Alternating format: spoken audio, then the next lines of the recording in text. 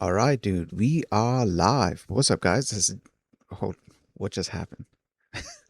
What's up, guys? This is Dem Keys, and today we're going to continue learning about ESP32 Rust things. More specifically, we're going to focus on PWM. We kind of left off on, I think, LEDC, which is the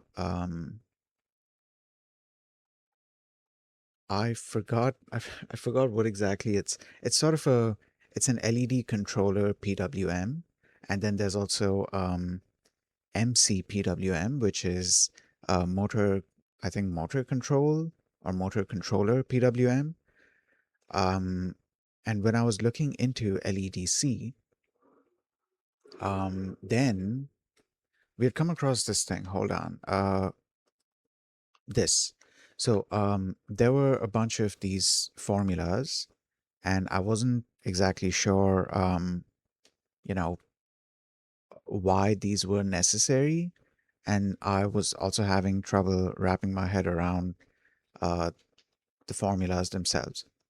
So I decided to ask Gemini, and I had a very interesting conversation with Gemini, and it was kind of what I was thinking about because, as in, it turned out to be the case that I was assuming, which was that the reason we need these formulas is because we have the concept of PWM, right? On a high level, we understand that the concept of PWM is that we're able to send a series of on-off signals. We can set a frequency for it, which is going to determine how many periods there are within 1 second. And in each period, we get to decide what percentage of that period, um, for what percentage of that period the signal is on, and for what percentage the signal is off. And when we apply this signal in this form to an LED, then because of the rapid on-off behavior, I guess we should call it, because of the rapid on-off that happens, at a certain point, our eyes are not able to keep up with the rapid on-off visuals, and so they start to average the entire thing out, leading to us thinking that it's either dim or bright. So I'm assuming if you have a higher duty cycle, and perhaps it might have to do with the frequency as well. We're going to have to test that out. But yeah, if you have a higher duty cycle and there's many periods like that, then the light is going to appear bright. But if we have a lower duty cycle and there's many periods like that, then the light is going to appear dim. In reality, what's happening is that the light is being switched on and off really quickly, multiple times per second, in order to create this illusion. And how long it is switched on, whenever it is switched on, that is what determines whether we're going to see, whether our eyes are going to perceive the light as being bright or being dim. Okay, so on a conceptual level, we understand that this is PWM, right? On a conceptual level, we also understand that the way that PWM is being implemented is, or I guess we can say on a software level, the way that PWM is being implemented is that we have these counters, and depending on the resolution that you have set, the number of ticks per period is going to be different. So if you have set a resolution of 8 bits, then each period is only going to have 256 256 total ticks. And the duty cycle, based on the duty cycle, it's determined that at which tick we should, or the microcontroller should set the signal to be low instead of high. So anything before that tick would be considered high.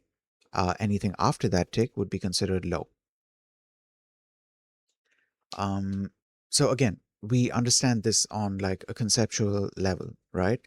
In terms of actually implementing this in the hardware, because all of this is happening, all of this has to be done by the hardware.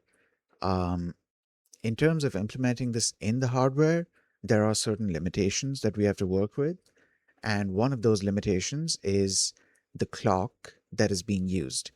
The clock is working based off of some sort of crystal oscillator, and that oscillator has a fixed speed that it runs at, which is, from what Gemini is telling me, I believe 80 megahertz, which is why we have um, this number coming here. I'm assuming that's why we have this number.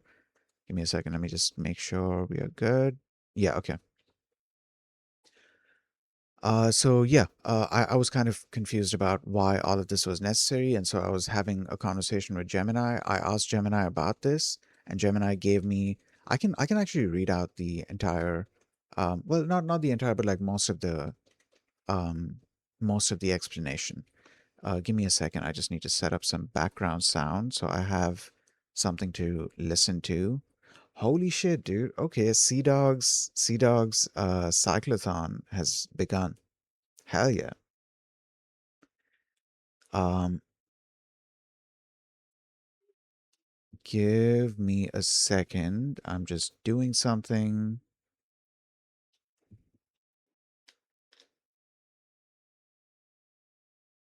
Um, oh, also let me open up my chat on my phone. Uh, also, yay me. The stream, I managed to start the stream uh kind of on time. Not on time, but like not late. Let's say that. I managed to start the stream not late. Give me a second. I'm just opening up my stream chat on my phone. Okay, all right. So I asked Gemini, should I read out the entire question? Well, I started by asking Gemini if if it had the ability to analyze an entire web page and get all of the information, because I know that various models these days have the ability to, you know, quote unquote, visit a web page and get data from it. But like, I wasn't sure if this specific version that I'm using, if it has that capability, and it does. Turns out it does have the capability. Um, at the very least, if the data from this website has been scraped at some point, uh, while data was being collected for training this model, there's still some hope. But fortunately, it is able to go and visit the web page and get the information. So I started by asking that, and then I continued with this. Once I got the answer, I continued with my actual question. I said, okay, here's the link. Here's the link to the page you need to analyze. And then I gave the link for basically this PWM, LED PWM controller. Um, and then I said, so I've understood the basic high level concept of PWM and various PWM concepts like frequency, duty cycle, pulse width, resolution, ticks, how the timer measures time in ticks depending on the resolution, um, to determine when the signal should be on or off, and so on. That's great. But then I got to this page, and things seem to have gotten really complicated. I don't understand any of the calculations, why they're even being done, and so on.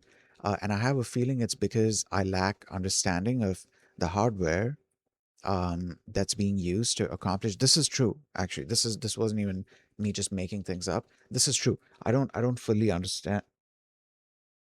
Sorry, I was just checking something. I don't fully understand um, the entire like ESP32 architecture, the entire ESP32 hardware architecture. which is making me realize that if I really want to get good at doing ESP32 stuff, perhaps I should be looking into lower level ESP32 hardware architecture, because not only will that teach me about the architecture, it'll also help me get creative with finding solutions for things in the future. And I also have a feeling that if I know about the hardware architecture, and how things are operating on the lower level, and but in this case, when I say lower level, I mean like bare metal level. If I know how things are operating on that level, perhaps I would also be able to do certain types of optimizations if need be. And I have a feeling that there's going to be a need for it to be, if that makes sense. Um, in the future, when I'm doing robotic stuff, then there's probably going to be a need for it. Okay, all right. Let's. Um,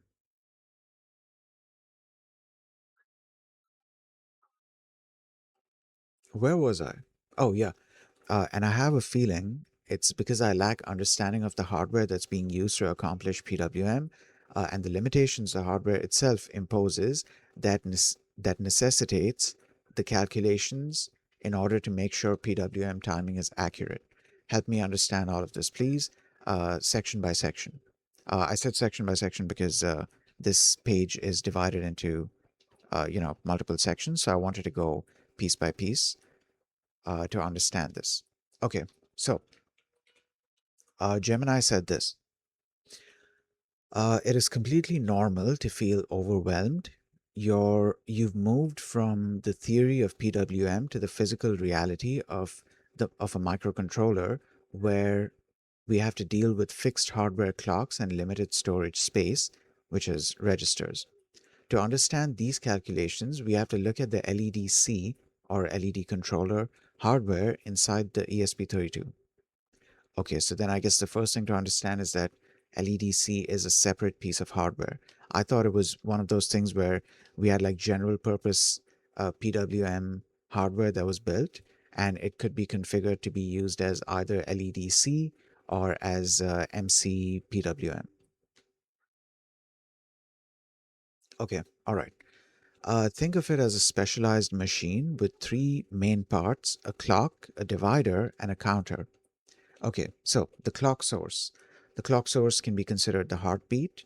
The hardware needs a quote unquote tick to count. On the ESP32, this usually comes from the APB CLK, which runs at 80 megahertz, which is 80 million ticks per second. The hardware limitation: the hardware can't count faster than its heartbeat. Every PWM timing calculation must be a mathematical fraction of this 80 megahertz clock.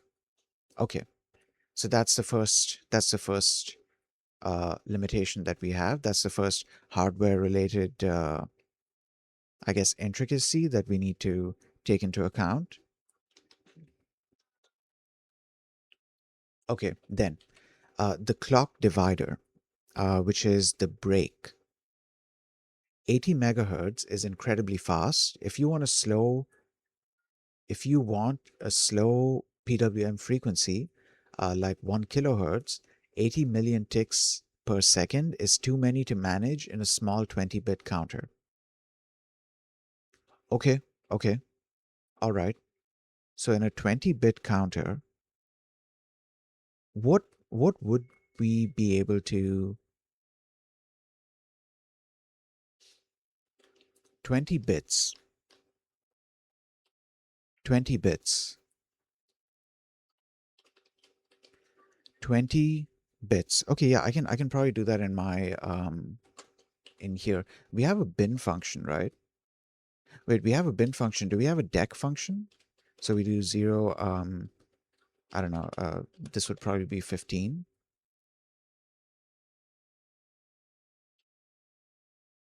How do we specify, wait, A equals 0, B, F, F, F, F?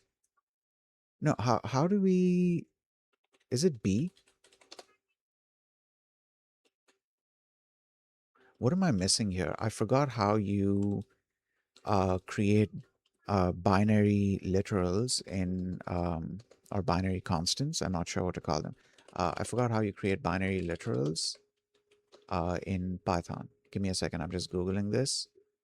Yeah, it says 0b. It says 0b.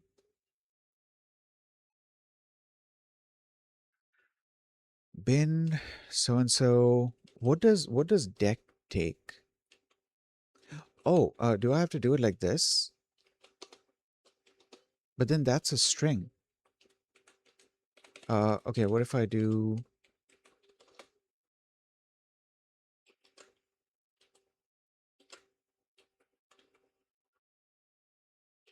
No, I'm missing something here. Oh, it's why was I using F, dude? F is not binary. F would be hex. That's why it wasn't accepting it. This is what I was supposed to go for. But then deck is not defined. How do I get... Okay, does this work at least? Hold on. Yes, that works. Okay. So, um, does this? No, that doesn't work. Bin would give um, hex works. I think oct works. Deck doesn't work. There's no deck. Or is it int? Oh, I think it's int. It's int. Okay. So 1, 2, 3, 4, 5, 6, 7, 8, 9, 10, 11, 12, 13, 14, 15, 16, 17, 18, 19, 20.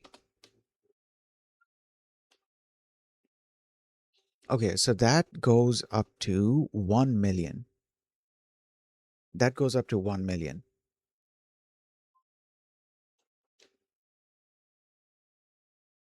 That's 1 million, right? Yeah, yeah. That goes up to 1,048,575. And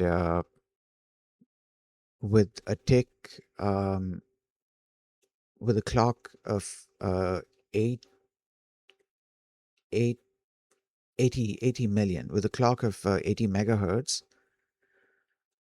we would not be able to count, which is kind of interesting. Like, okay, 80 megahertz. I'm trying to divide this up into time, or like look at this in terms of time. So frequency is cycles per second. Keeping that in mind, if frequency is cycles per second, 80 megahertz is 80 million cycles per second. 80 million cycles per second. So that's 80 million ticks per second. Okay. That being said, we cannot fit that counter into a 20-bit register. Um, I don't know. What if I add an extra bit? So 21, 22, 23, 24, 25, 26, 27,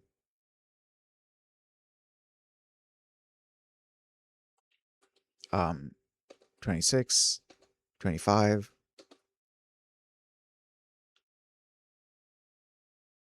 We are still not close. Uh, well, we are close. This is close. 67 million, so 26 bits. But then if we go one bit higher, I think it goes into the 100 million.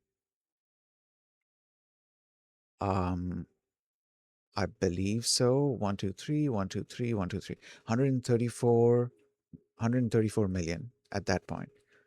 So what is this? 27 bits? To fit that 80 megahertz amount of ticks, we would need a 27-bit register.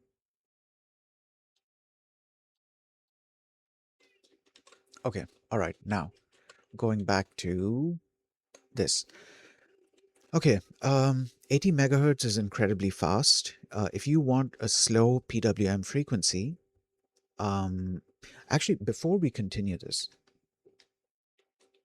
I have another question to ask Gemini.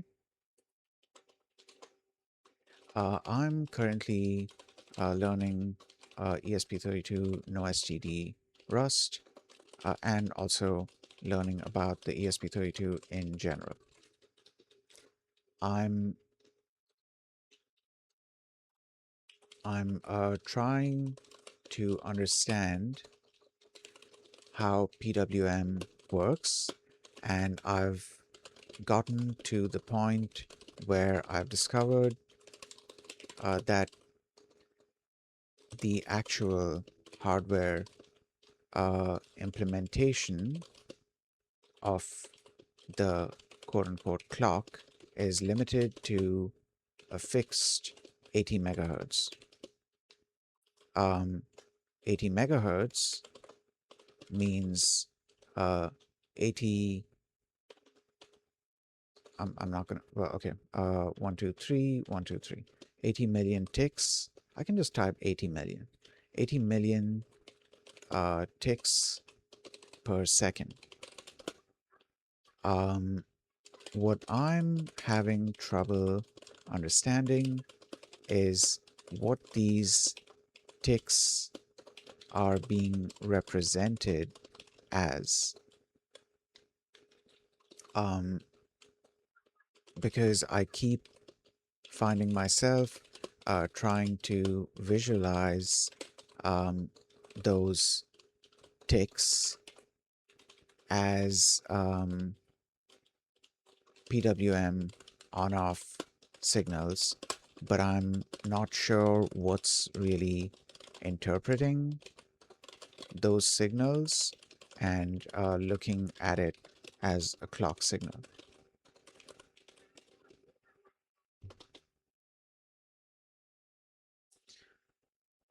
Oh shit, I set it to thinking mode. I need to get rid of that mode so that I don't run out of my free thinking budget. Okay, it's common to conflate the system clock and the PWM signal when starting out, but they exist at two different levels of the hardware hierarchy. Think of the 80 megahertz clock as a metronome and the PWM signal as a pattern you are clapping out to that beat. Okay, what is a tick? In digital logic, a tick is an on-off. In digital logic, a tick is an on-off signal in the way a light bulb is on or off. In digital logic, a tick is an on-off signal in the way a light bulb is on or off. It is a single. No, wait, not is not. Okay, I've been reading this wrong. In digital logic, a tick is not an on-off signal in the way a light bulb is on or off. Instead, it's a single cycle of a reference clock, likely the APB clock on the ESP32. Physically, this is a voltage oscillating between 0 volts and 3.3 volts at an extreme high speed. At 80 megahertz, one full oscillation, one tick, happens every 12.5 nanoseconds.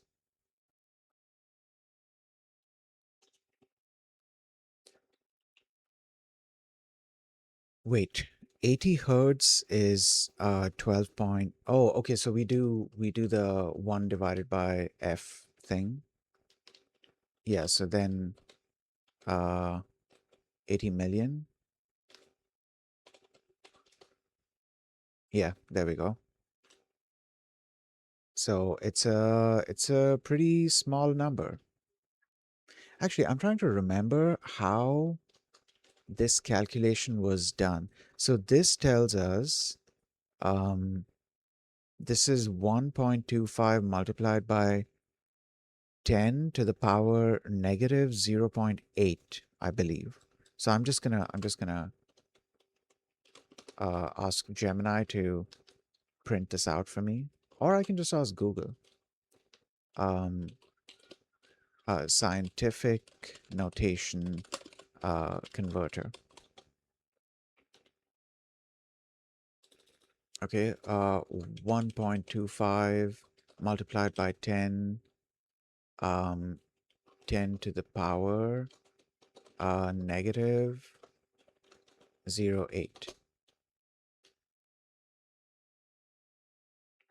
Okay, that is 0.0000, so many zeros that I'm having trouble keeping track of the count. Um,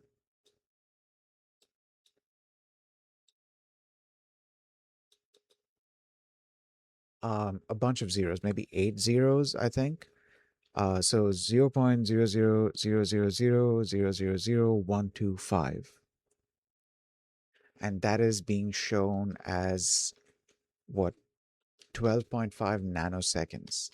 So one frequency, one cycle is 12.5 nanoseconds. Okay.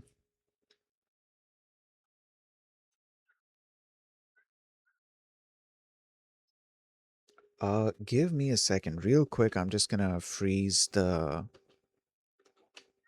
matrix rain because we're not doing anything right now. So I'm just gonna tab over to another window so that the fans on that system aren't going crazy.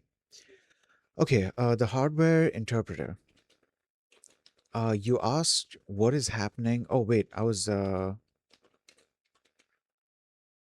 oh yeah, okay. So we are talking about the clock here. You asked what what is interpreting these signals.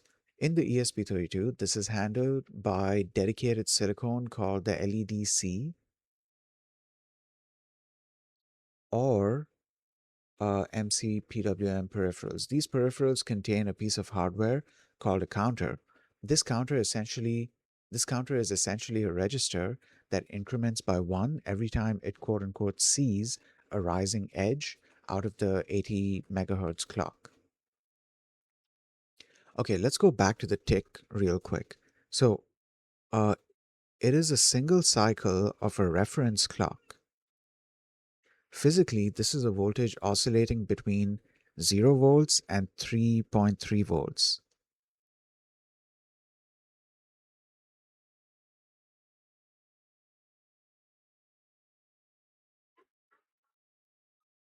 So, like, okay, it's oscillating between 0 volts and 3.3 volts. How are we meant to visualize this? Like, are we supposed to be seeing a sawtooth wave or a square wave? I think I need to ask that question next.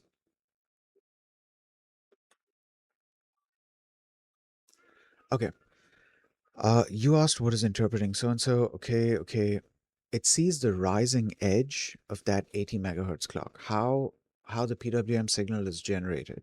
To understand how these 80 million ticks turn into a 1 kilohertz PWM signal, look at the three-step chain of command inside the hardware. The prescaler, since 80 megahertz is often too fast, the hardware uses a prescaler to skip ticks. Um, if you set a prescaler of 80, the counter only increments once every 80 clock ticks. Once every 80 clock ticks. Okay, okay. Effectively showing you a reference beat of 1 megahertz. I haven't I haven't fully understood that. Okay, then the counter. This count goes from 0 to the quote unquote top value, which is determined by your desired PWM frequency. Why is the top value determined by the frequency and not the resolution?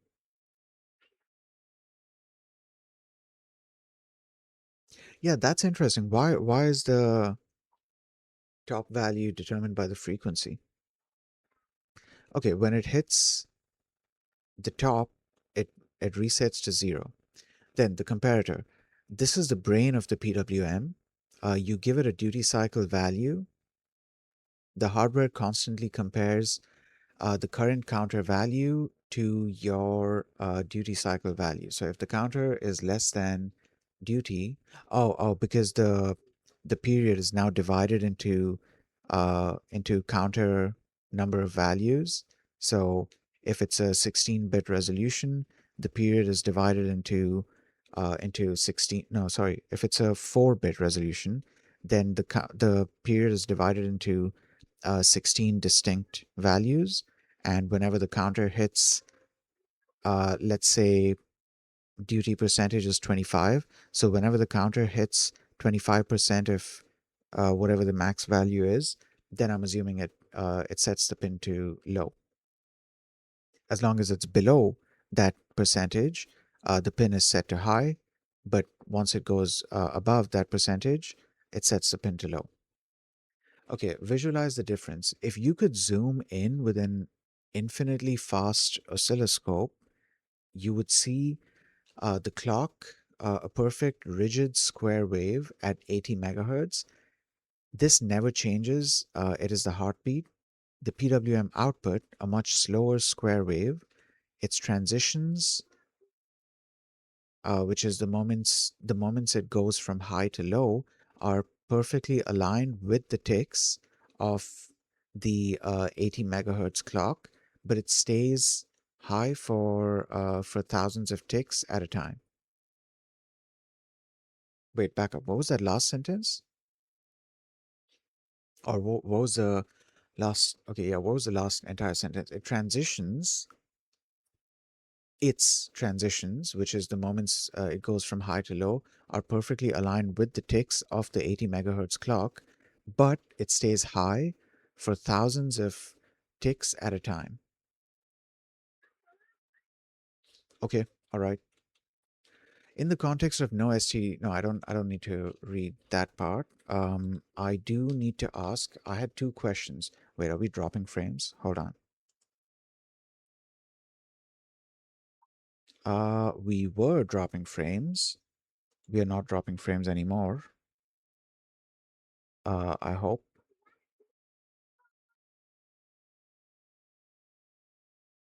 Yeah, I think we are good.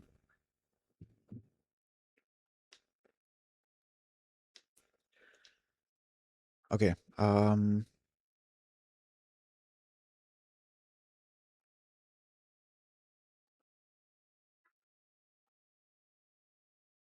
Sorry, zoned out. Okay. Now, I was gonna ask two questions. Okay, so let me say a couple of questions. The first one, why is hold on, there was something about the frequency being mentioned here, and I had a question about that. Um, Determined. Okay. So, why is the top value determined by the frequency and not by the resolution? Isn't the resolution what determines the max counter value for a given period, and we repeat these periods um,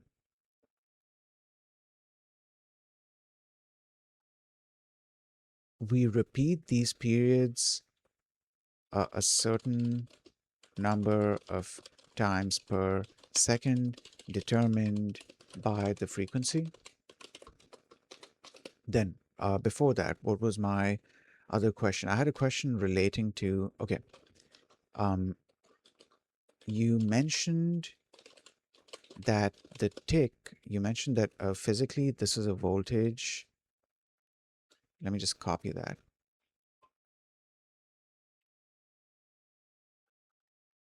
Uh, okay. You mentioned that, hold on, for the tick, you mentioned that physically This is a voltage oscillating between 0 volts and 3.3 volts at an extremely high speed. Um, I'm trying to visualize this,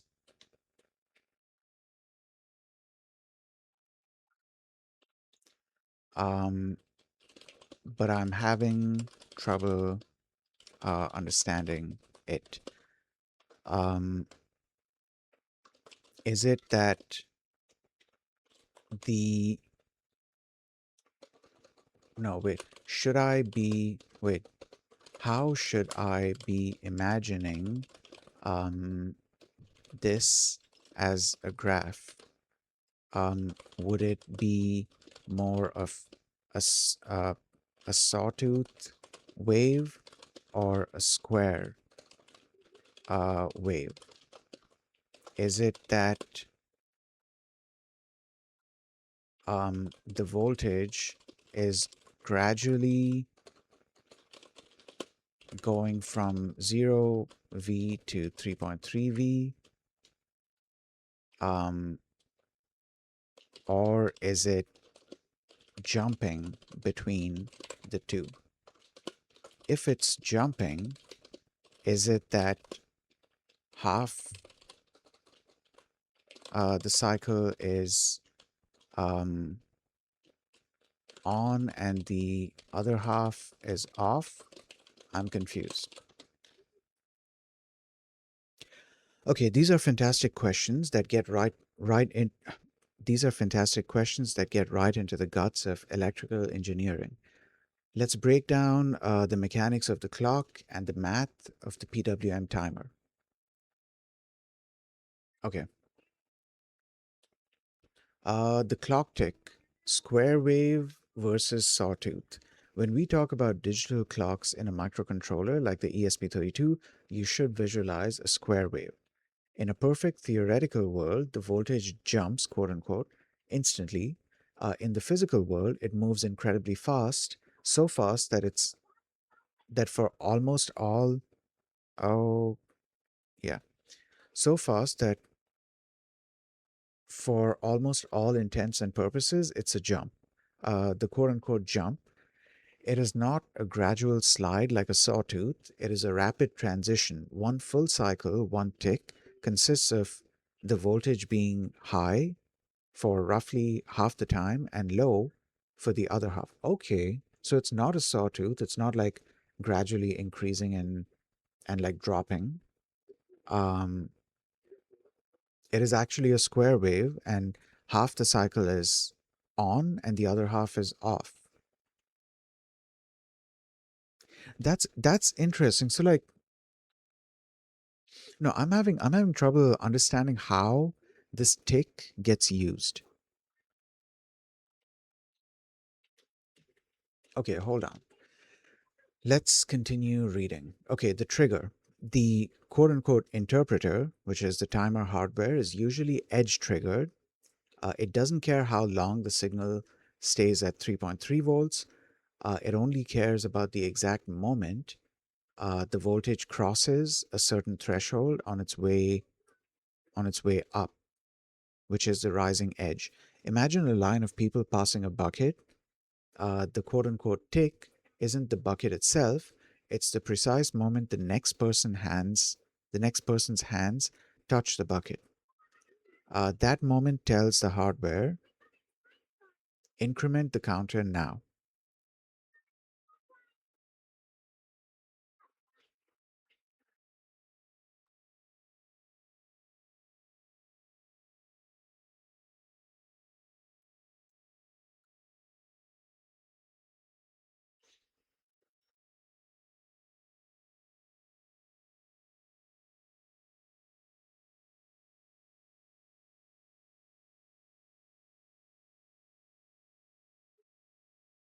Sorry, zoned out. Okay. Um, that moment tells the hardware, increment the counter now. Okay, all right. I need to revisit this question. So like I'm kind of getting it, but like let me see if I'm getting this. Okay, so for half a second, no, for let's talk about the cycle, because each cycle is 12.5 nanoseconds long, right? So we don't need to talk about the time. Um, we can just talk about the cycle itself. The cycle is, I'm assuming it starts low and then goes high, or is it high and then goes low? It's a rapid transition consisting of the voltage being high for roughly half a second and then low for the other half. Okay, so it starts out high, right? It is high, and this thing is constantly being monitored by something. So while it's high, it is counted as a tick, and then when it's low, it's not counted as a tick anymore. And that's 12.5 nanoseconds. Okay, so that's counted as one tick. Um,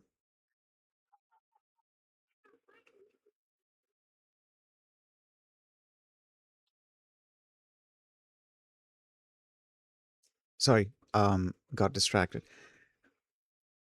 What was I?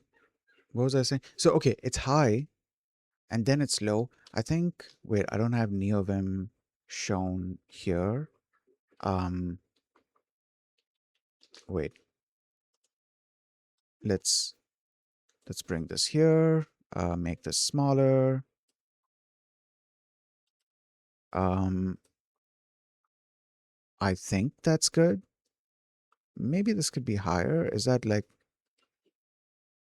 Um, yeah, I think we're good. Okay. So, in here, let's go into the Scratch. Do I have that open? I don't think I have that open. No. There's a test oh 01, but it seems like I never created a Scratch file here. So I guess let's create Scratch oh 01 and open that up. Save this so that it's there. Okay, great. Oh, you guys can't see. Now you can see it.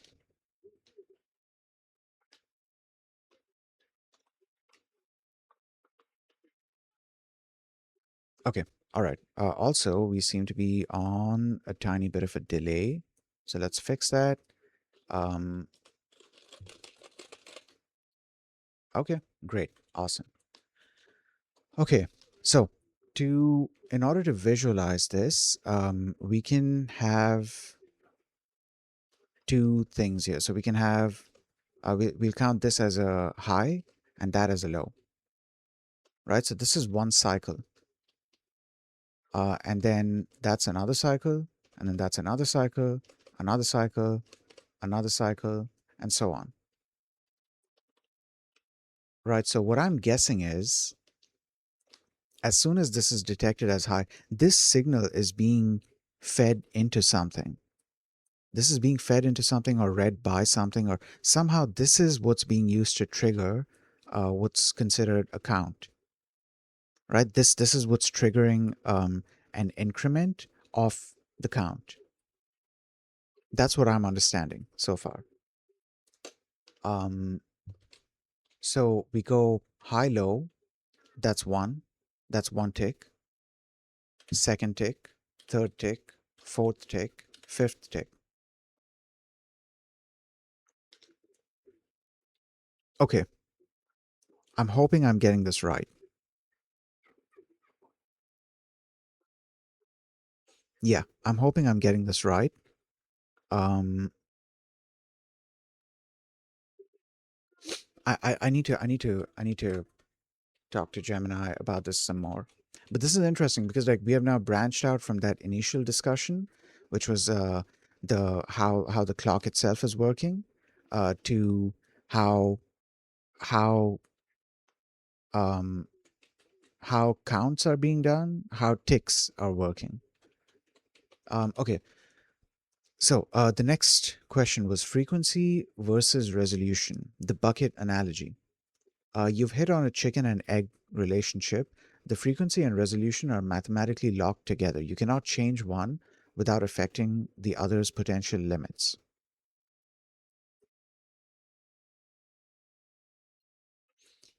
Is that true? No, Because when we talk about the frequency, we are talking about the number of periods per second. So the number of cycles per second. But when we talk about the resolution, we are talking about the number of ticks that one period can have in it. How are frequency and resolution related then? Okay, to understand why the top value is determined by frequency, think of a physical bucket being filled with a faucet, which is the 80 megahertz clock. The faucet, which is the clock, drips at a constant rate, 80 million drops per second. The bucket, which is the timer slash counter, you decide how big the bucket is. This is your top value or period. You decide how big the bucket is. Okay, all right. The frequency, this is how often the bucket overflows and resets.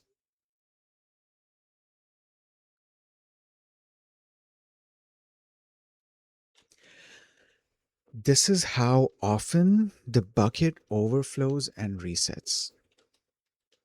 I feel like I'm missing something here. Okay, wait. Why frequency dictates the top value?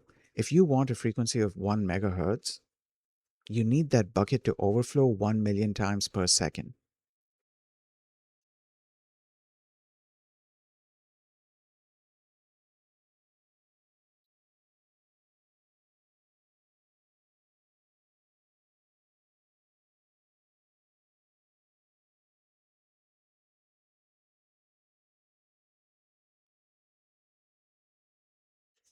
Sorry, um, zoned out. Okay. You need that bucket to overflow 1 million times per second. Since your faucet gives 80 million drops per second, your bucket must be 80 drops large. So the top is clock frequency. Clock frequency is 80 megahertz divided by desired PWM frequency. Where resolution comes in, resolution is simply how many levels of fullness. My God, this dude, I'm getting lost with this analogy. How many levels of fullness you can describe before the bucket? Oh, this is no. Hold on. Wait.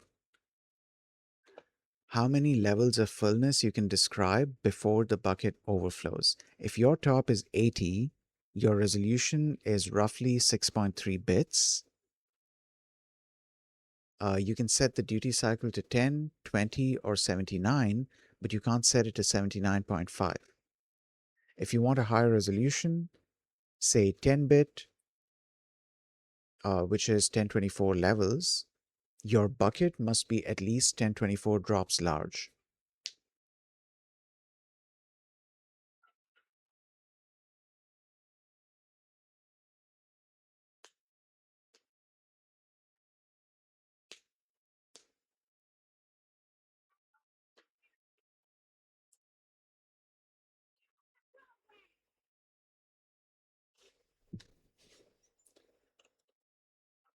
Okay, the trade-off, if your bucket is 1024 drops large and your faucet only gives 80 million drops per second, you can only fill that bucket 78,125 times per second. Your frequency is now capped at 78.1 kilohertz. Summary, you choose your frequency. The calculation tells you what your top value has to be, and your resolution is simply the side effect. No, no, no. I'm confused about this, about a couple of things here. Um, you know what? I don't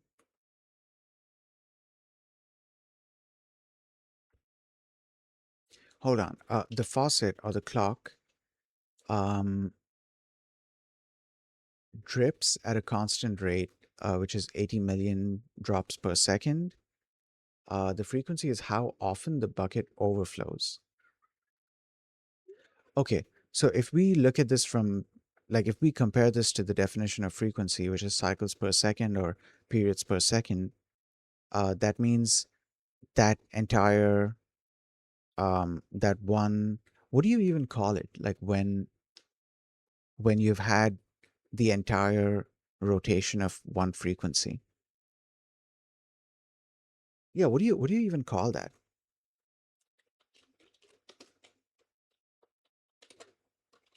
If frequency is cycles per second, what do you call um, 1 full second worth of cycles? In the context of frequency and wave physics, 1 second's worth of cycles doesn't have a single unit name other than the frequency value itself, but it's most commonly conceptualized as the frequency of the wave. However, depending on how you are looking at the data, here are some terms that could be used to describe the quote unquote bundle of cycles. One is frequency. If you count all the cycles that occur, okay, so that's if you're counting, and if you're saying frequency, then you probably need to mention the frequency unit as well because it seems like we are measuring it. Then we have the pulse train or wave train.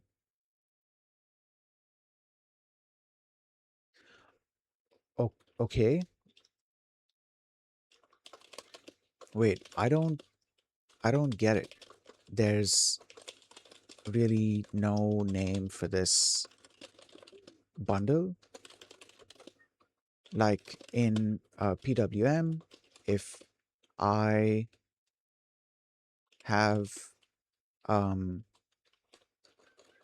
I don't know, 5 cycles per second, what am I calling that entire 1 second worth of cycles?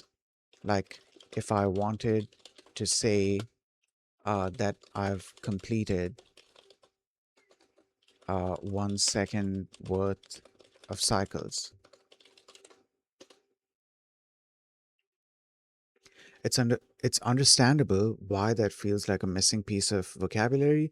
In most engineering and physics contexts, we tend to focus on the rate or the duration. So the rate is a frequency, the duration is a time, rather than a specific noun for the packet, quote unquote, packet of cycles that fits into 1 second. However, in fields like pulse width modulation or signal processing, there are a few terms that describe exactly what you are looking for. The pulse train. In PWM, the most common term for a sequence of cycles is a pulse train. While a pulse train can be any length, engineers often refer to 1 second pulse train to a 1 second pulse train to describe the total collection of high and low states delivered in that window. Another one is a frame or epoch. Okay, epoch is okay. I've seen epoch used as like specifically, actually only, literally only. I've seen epoch only used in situations where we are trying to describe a starting point specifically for date.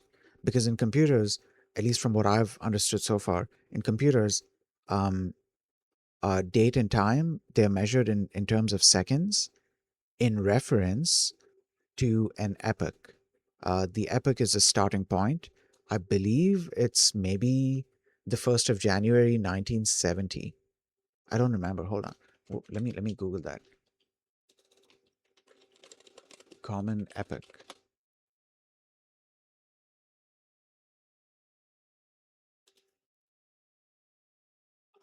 Common computer date time epoch. Yeah, it's 1st of January 1970. And then it starts counting from there.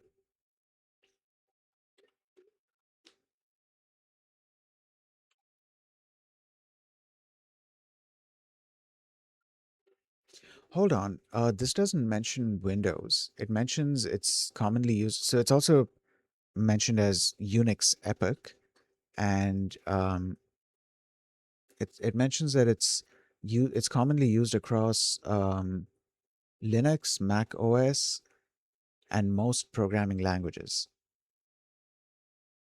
On Windows, okay, this is interesting. On Windows NT, it starts from January 1st, 1601. That's crazy. That is crazy. Anyway, okay, let's move on. So it could be called a frame or an epoch, or it could be called the duty cycle, cumulative. I don't know if duty cycle is a good term to use there because one duty cycle is considered one period, isn't it? I feel like if I start calling this a duty cycle, it'll make things confusing. In PWM specifically, you are often concerned with the duty cycle, which is a percentage of the time. Oh, I just made the same mistake again. A duty cycle is not the entire period. I made this mistake yesterday as well. And then I later realized that, yeah, it's a mistake. A duty cycle is not one whole period. A duty cycle is the percentage of the period that the signal stays on or high. That's the duty cycle. Okay, all right.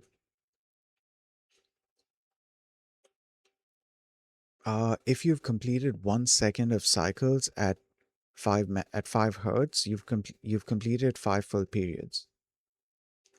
Why isn't there a dozen for a cycle? Now you know what? Okay, that's fine. How did I get to this? I forgot how I got to this point. The top value. You know what? Okay, I'm not gonna go too deep into this because I seem to be sort of um what's the going off track, going off topic. I seem to be like deviating quite a bit um from what your original doubt was, and we still need to get back to the whole like, hardware based clock explanation. So wait, frequency and this and this and this.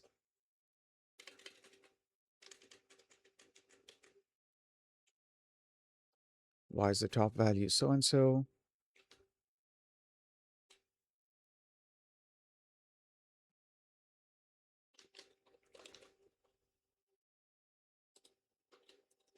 Okay, let's focus on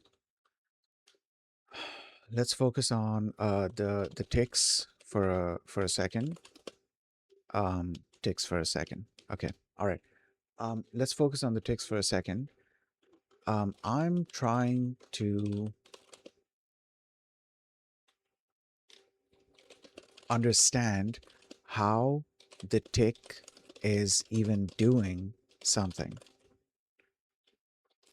because what I'm understanding so far is that, let's say the clock is, wait, what I'm understanding is the following. Let's say the clock is 80 megahertz, um, or the clock is locked. The clock is locked at 80 megahertz. We then, no, 80 megahertz. Um, 1 divided by T or 1 divided by F would tell us that one cycle is 1.25, no, sorry, 12.5 nanoseconds long. Okay, cool. Within that one cycle, 50% of the cycle is high, and the other 50% is low. And then this repeats um, for um, yeah, and then this repeats for whatever the frequency is. what I'm confused about is where this high slash low signal is going, and how is something able to use this signal to, let's say, increment a counter or to do anything else at all. Okay, this is the magic moment where physics meets logic. To understand how a voltage change actually does something, we have to look at the clock signal not as a power, but as a control signal for a gate. Okay, where does the signal go? The 80 megahertz signal travels along microscopic copper or aluminum traces on the silicon die. It goes to almost every synchronous component on the chip, but specifically for PWM, it goes to the clock input of the LED-C peripheral. Okay, all right. Inside the peripheral, the signal is connected to the control pins of thousands of microscopic transistors that make up a flip-flop. The interpreter, which is the flip-flop, the basic unit of hardware, the basic unit of a hardware counter is the flip-flop.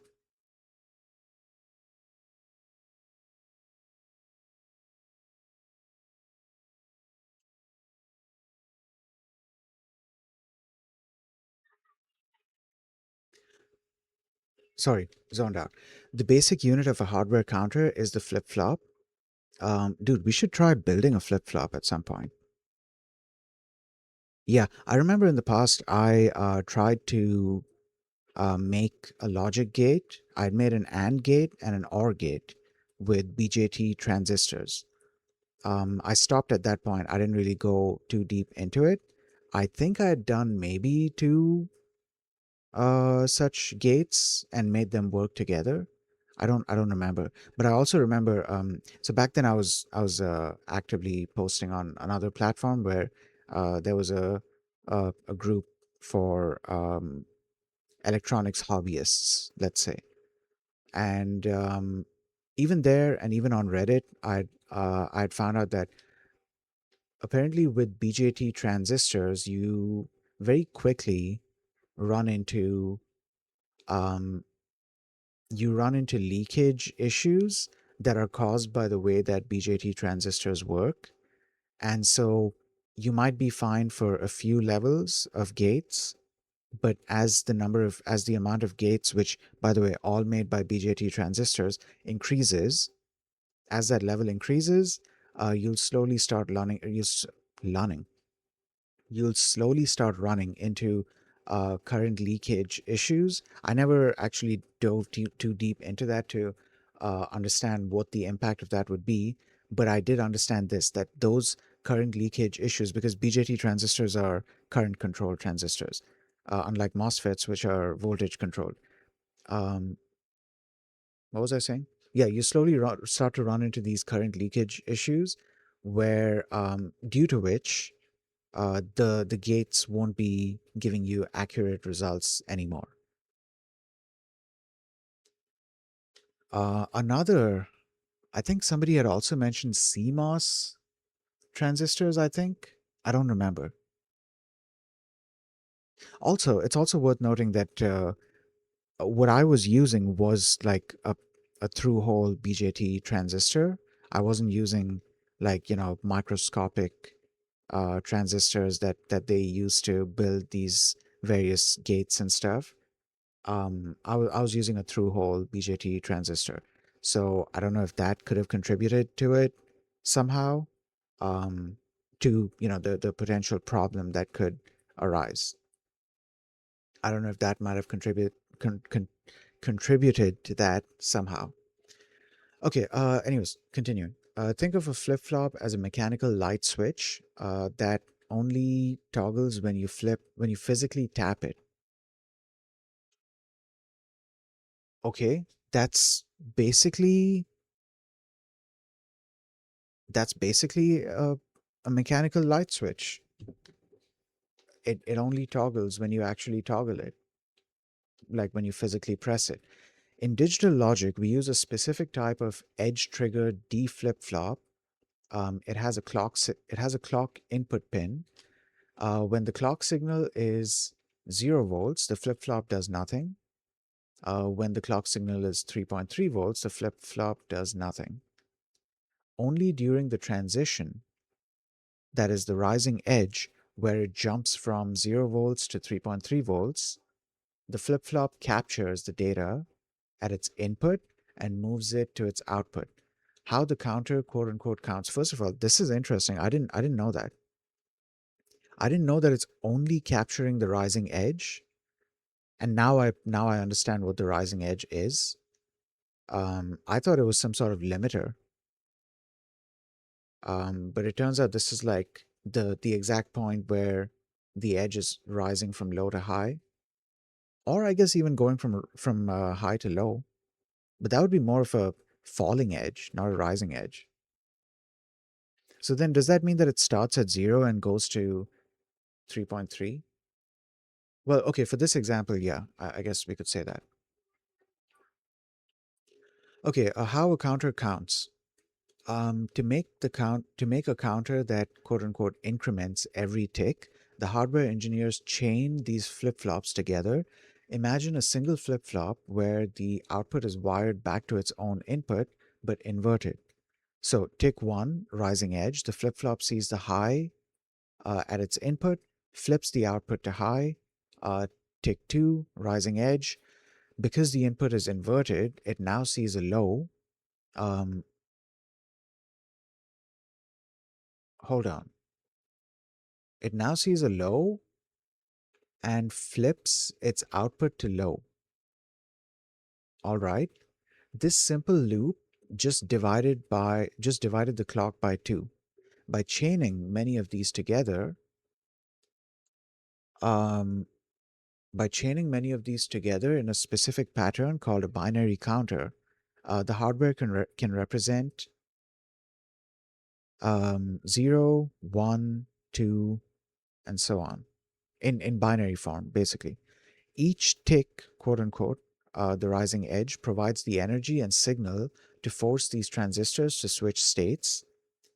Without the rising edge, the transistors just sit there holding their current voltage, and the number, quote unquote, in the counter doesn't change.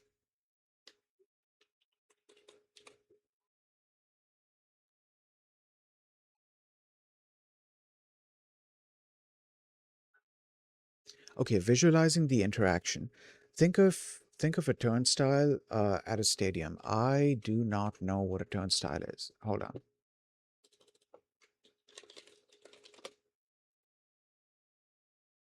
Turnstile meaning. A mechanical gate consisting of revolving horizontal arms fixed to a vertical post, allowing only one person at a time to pass through. That doesn't help me. Let me look at Google image. Oh, it's like the thing you see in like subways. Okay, that's called a turnstile. Okay, all right. Right, let's think of a turnstile then.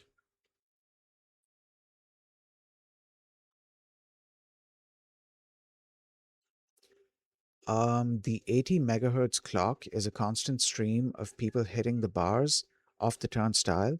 The rising edge is the physical path. Okay.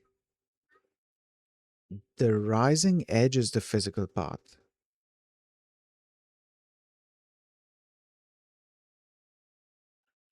Okay. The counter is the little mechanical clicker on top of the turnstile that increments the number every time the bar rotates. If people stop moving, the number stays exactly where it was. If the people move faster, 160 megahertz, the number increments faster. Okay. In the ESP32 hardware, when you're working in no STD so and so, you're essentially pointing the LEDC peripheral to that 80 megahertz bus. The moment you enable the timer in your code, the gate opens, and the 80 megahertz square wave hits the first flip flop in the LEDC counter. Every 12.5 nanoseconds, that first flip flop toggles. This ripples through the other flip flops, incrementing the binary value in the timer register. Okay, the comparator. Okay, hold on. I get the feeling that I'm going a little too deep into this, um, more than what I need to. But I feel like I need this. At the same time, I'm not entirely sure I need this, but I feel like I need this. I feel like I need this maybe for my curiosity. I'm not entirely sure how much this is going to help um, on the higher level.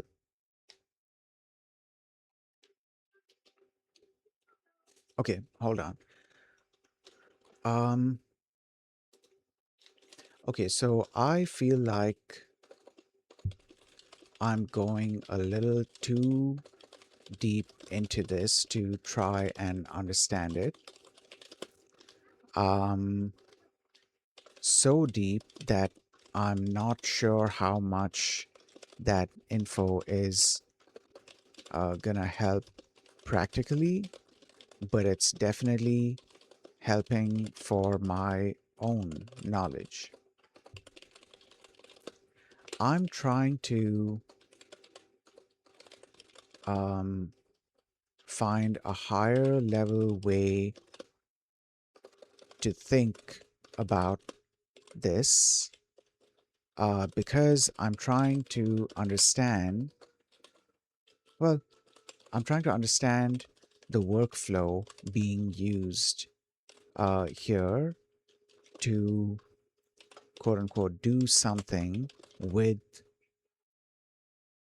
this um, with this 12.5 nanosecond on off wave signal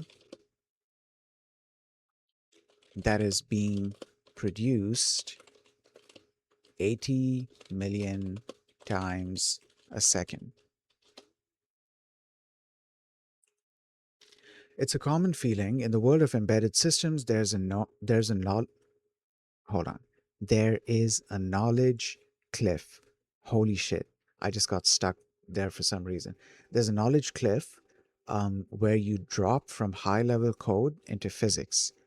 To bring this back to a level that is actually useful for your no STD Rust programming, let's look at the information workflow. Forget about the transistors for a moment and look at the 80 megahertz clock as a constant update pulse. The workflow, the pulse action model. Instead of thinking of it as an on-off signal, think of it as 12.5 nanoseconds tick. Think of each 12.5 nanoseconds tick as a global hardware refresh. Okay, every time the 80 megahertz clock ticks, the ESP32 performs a micro update across all its components.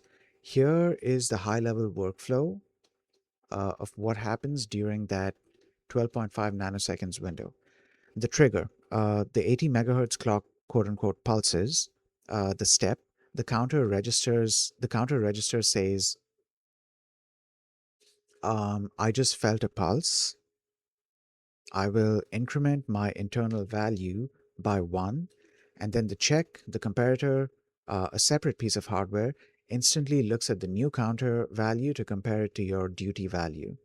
The decision, if counter is equal to 0, the hardware physically connects the GPIO pin to the 3.3 volt rail. If the counter is equal to your duty value, the hardware physically connects the GPIO pin to the ground rail, so the signal is low, and in the previous one it was high. If counter is equal to your top value, the hardware resets the counter to 0. Okay, so I've understood the counter part, right? I've understood the counter part. Okay, okay, all right. Real quick, before we move on from this, I really want to understand the pulse part. Okay, okay, hold on. Wait, wait. I need to I need to I need to remember to type this out before I forget. But there is a bit of a discussion happening here. So let's, let me type this out elsewhere. Um, okay, so um, your explanation really helped, and I am sorry about that. I'm definitely able to imagine or visualize things. No, let me just okay. I definitely understand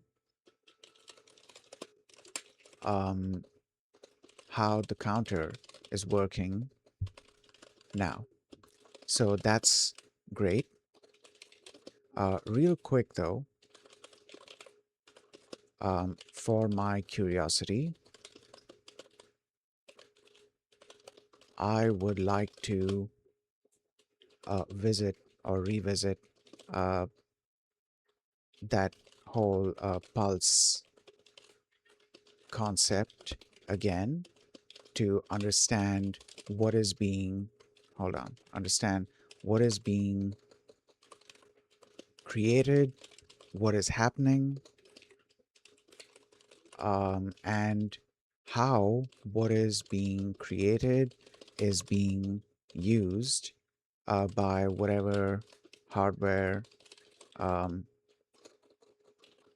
it, by whatever hardware the thing being created goes into.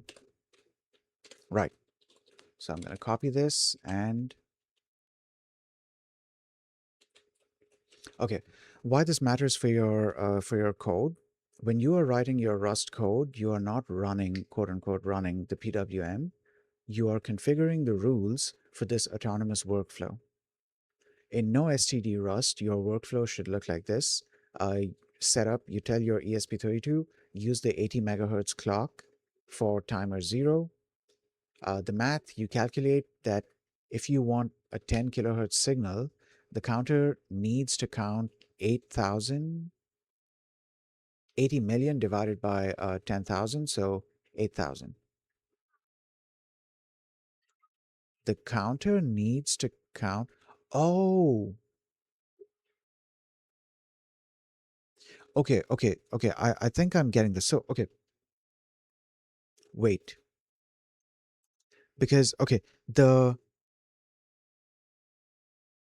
so PWM, okay, 10 kilohertz. 10 kilohertz is 10,000 cycles per second. Okay, 10,000 cycles per second. We need a 10,000 cycles per second signal, but the clock only runs at 80 million cycles per second. It's a fixed thing. So, in order to read that 80 million cycles per second as 10,000 cycles per second, we divide 80 million by 10,000 and then we get 8,000. Okay, you write 8 8,000 into the top register and 4,000 into the duty register for a 50% duty cycle. Okay, so we are still letting the thing.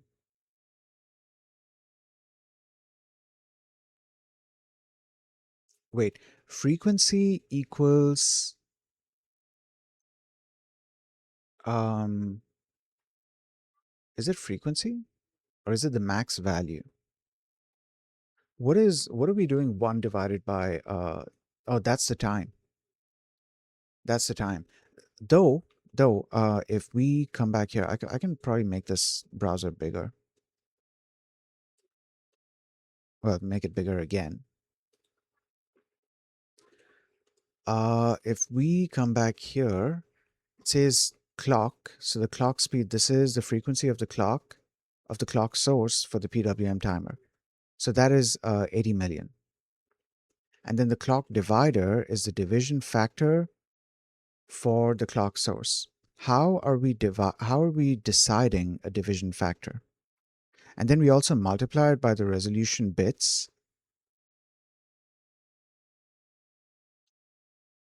Wait, so are we saying that um hold on. If 80 million divided by wait, are you guys still able to see the Python window? I believe so. Maybe let me make this a little smaller. Oh God. Okay, there's a lot of it hidden. Okay, whatever. Um, so if we do okay, source CLK equals 80. Um, can I do it this way? Is this gonna work? I've never done this in Python, the separation thing, but it helps. It helps. Okay. Um, let's just make sure. Okay, all right, it works. The source clock is that, um, and we want to set a PWM clock. I should change that name. Um, source frequency is that, and then we want to set the PWM frequency to 10,000. Okay, if source frequency divided by PWM frequency is 8,000, does that mean that 8,000 multiplied by our PWM frequency would give us, yeah, that does mean that. Yeah, okay. So that means every um every 8,000 every every 8,000 um source hold on. Every 8,000 source clock cycles, we count one cycle, one PWM cycle. Yes, every source clock cycle, we count one PWM cycle. And because of that, throughout the duration, so in this way, we are essentially spreading out um, we are spreading out the PWM uh, clock cycle over 80 million points. We are spreading out the PWM 10,000 hertz frequency over 80 million hertz. All right. Okay. Okay. I'm slowly starting to wrap my head around this. So what is this giving us? What is the so frequency PWM? Um, oh, what about this calculation? So LEDC clock. That's that's APB clock. Okay.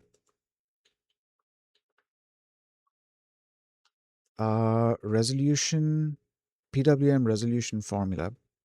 Wait, let's calculate this first.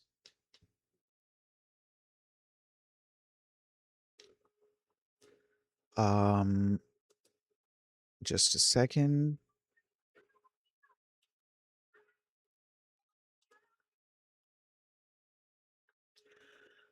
Okay, yeah. So if we do this calculation, if it says that LEDC clock is APB clock, that means LEDC clock is 80 million. Okay, so that's 80 million divided by clock divider. What is clock divider supposed to be? It says clock divider is the division factor for the clock source. We are dividing up 80 million into 10,000 units. So doesn't that mean our clock divider is, but it says here frequency. So the frequency of a PWM signal can be calculated using the following formula. Right, let's try this.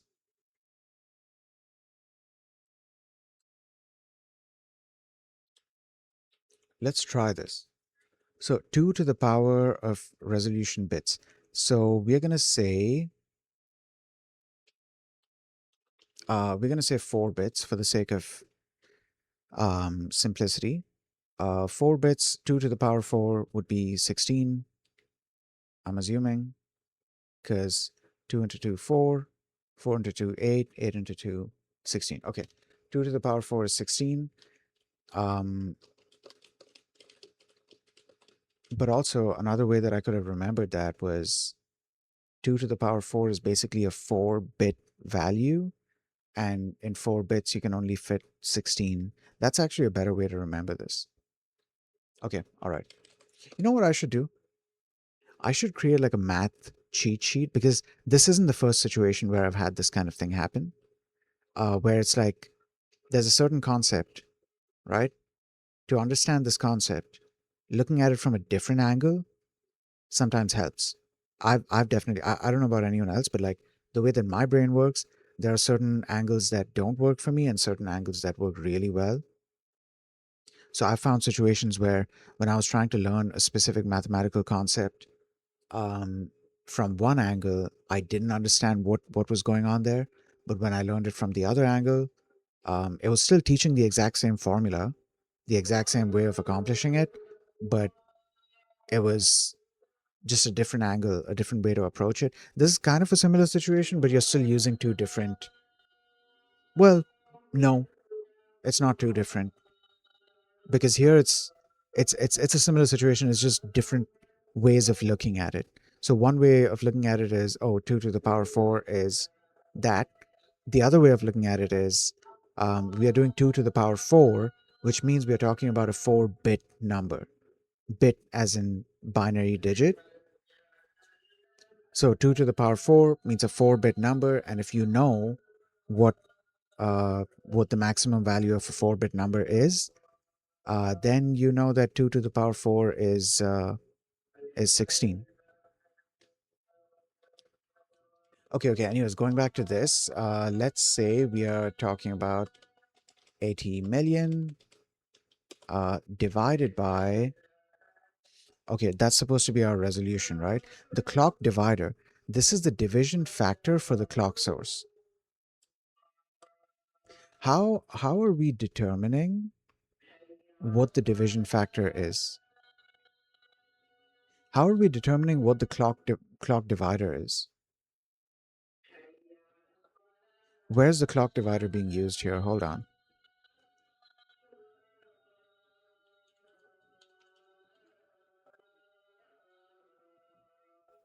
Yeah, I don't get it. What is the clock divider here? Clock divider. 80 is super fast. Okay. This is the clock divider variable. If the divider is 10, the PWM clock only takes 8 million times. The divider is then the frequency, right? Isn't it? I think so. But then FPWM, the divider is like already we are doing this, right? And then, okay, we multiply it by 16. What are we getting here? We're getting 500. This is, no, something is off here. Something is definitely off here. Yep, nope. Something is off here. I'm missing something over here. I'm not sure what clock divider is supposed to be.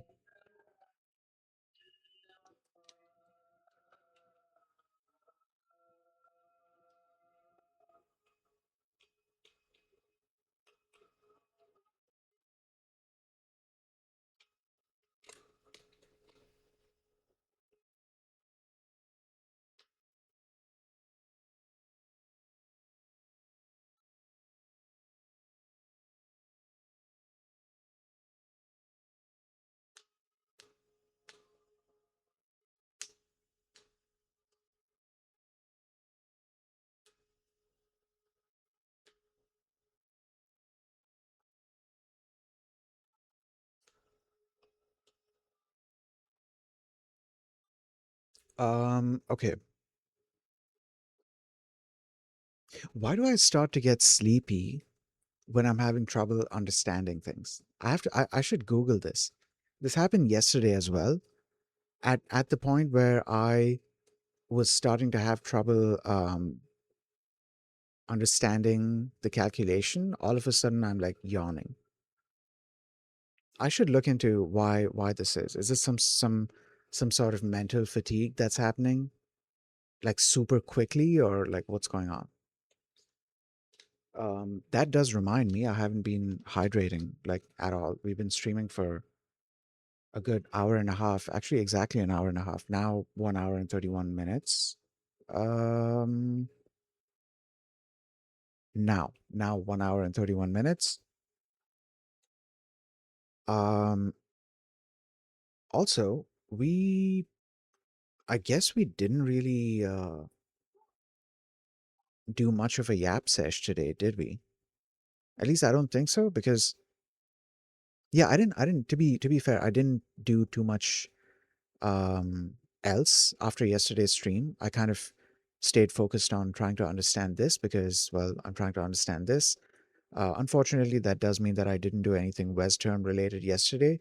But on the bright side, I spent that time trying to understand this, and I'm still trying to understand this. Oh, uh, give me a second. Yeah, I need to hydrate as well.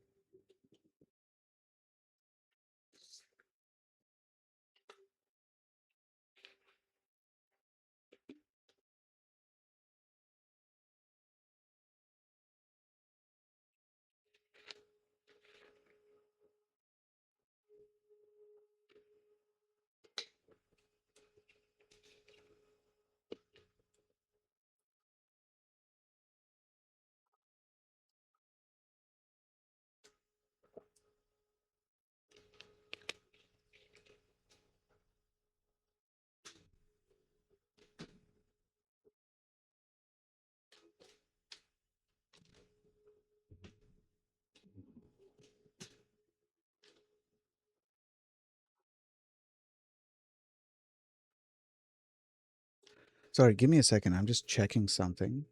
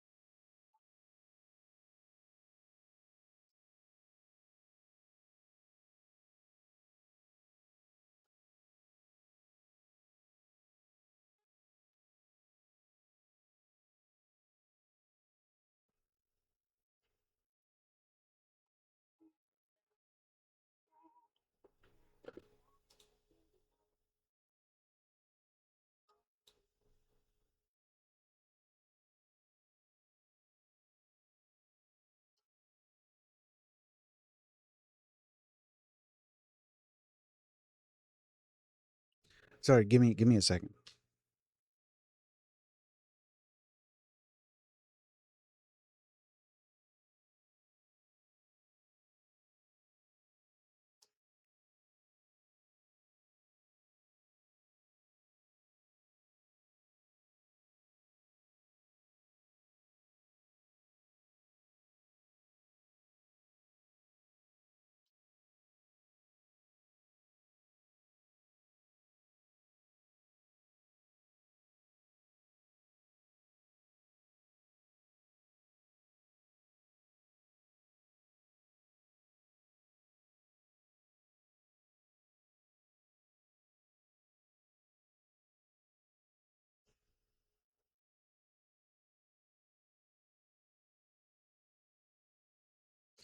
Okay. All right. Yeah, sorry about that. I was busy with something. Hold on. Let me just make sure we are good in terms of frames. I think we are good. Yes, we are good. Okay, so I'm trying to understand this.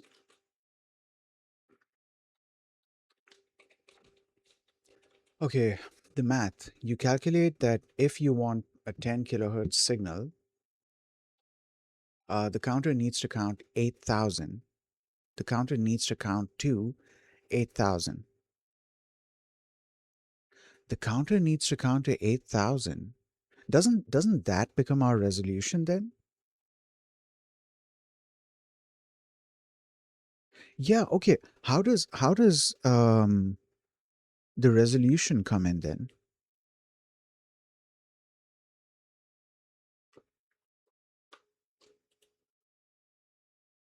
Okay, let's continue reading this and see what happens. So the command, you write the value so and so to your top register and so to your duty register.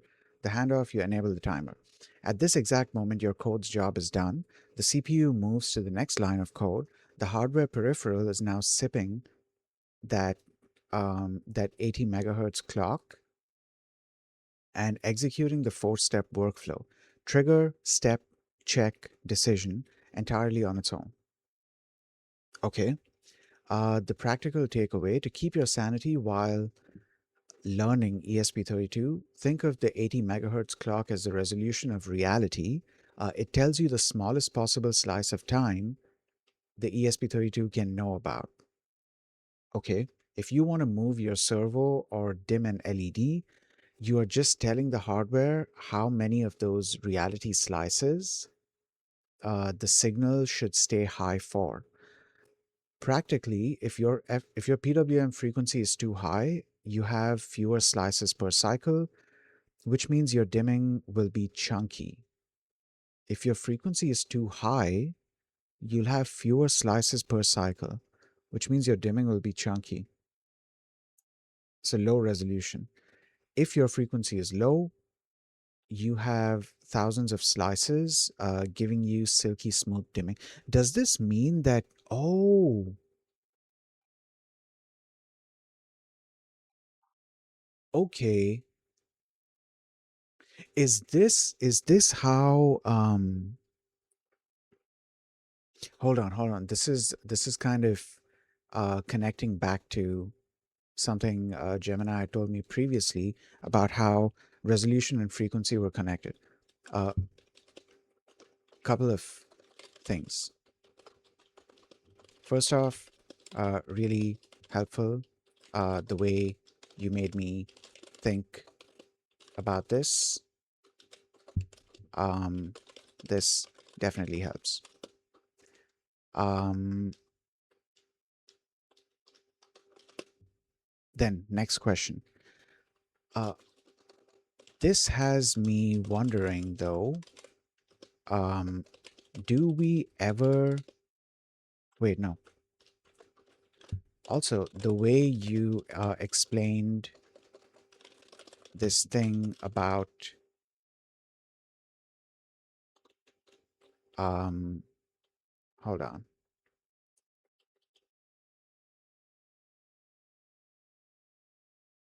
The way you explained this calculation um, has me wondering,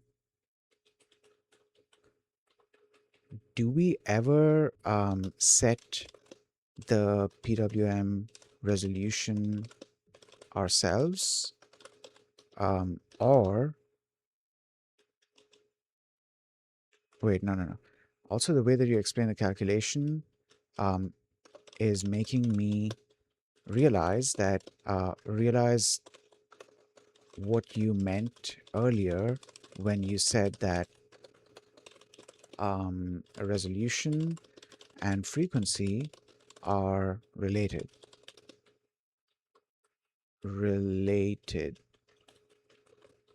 But this has me wondering, do we ever set the PWM resolution ourselves, or is it always specified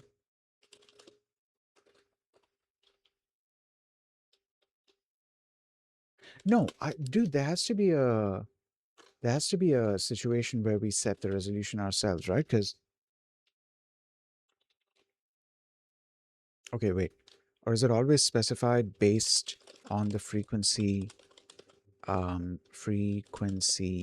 that we set? Because uh, in examples, I've been seeing um, 4 bits or 4 bit, no, let's say 4, 8, 16, etc. bits being mentioned, but it really seems like if the resolution and the frequency are tied, we don't get to choose.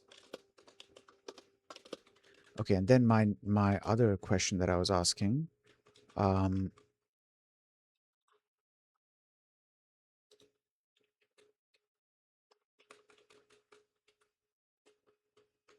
finally, okay, so your explanation really helped, and I definitely understand how the counter is working now.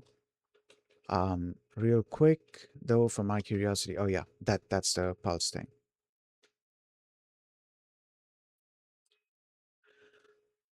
Okay, it's a real light bulb moment when you realize that in hardware, time is literally just a count of events.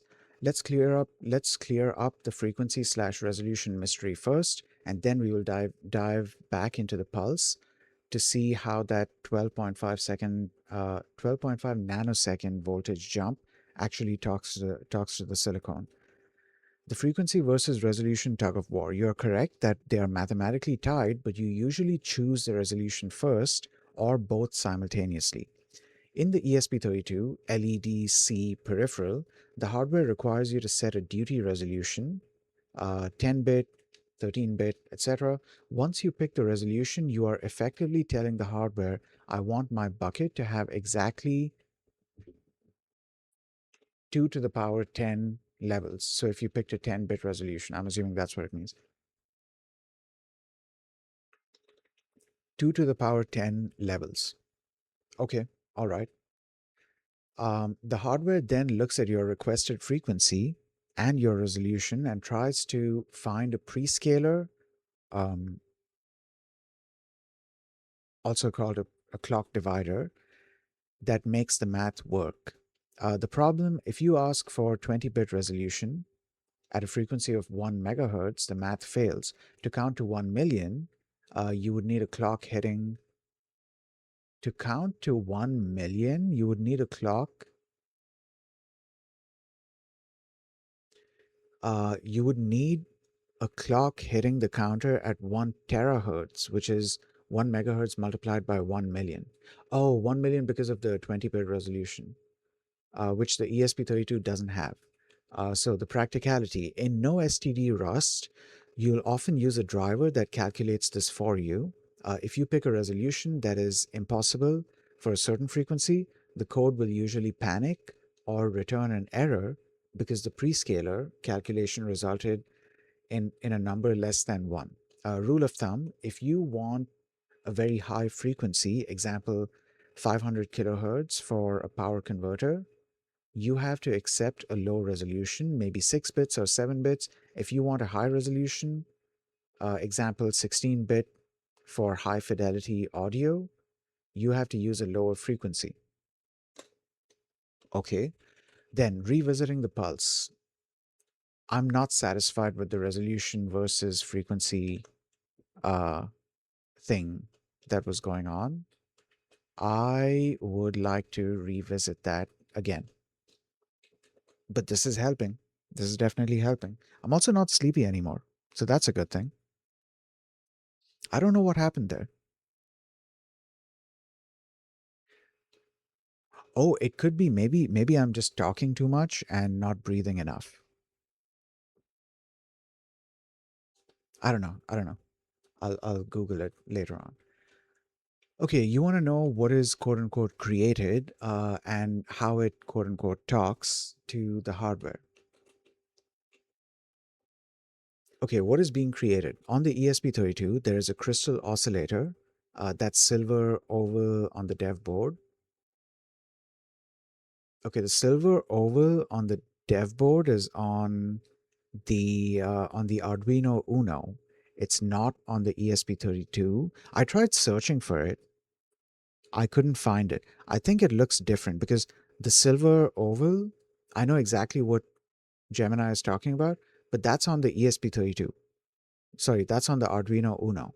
And that board is bigger compared to an ESP32. You could probably make three or four ESP32s to, like, you could probably fit two or three ESP32s within the size of of an Arduino Uno. There's a lot of space on there. It's not built to be like super compact, to be fair. It's not built for that purpose. It's built as at least from what I know, it's a beginner learning board. So there's everything's like nicely spread out there. Also, I don't know if the Arduino Uno design has changed at all since a couple of years back, maybe a decade back at this point. Hold on. Let me look this up. I'm curious. Arduino Uno.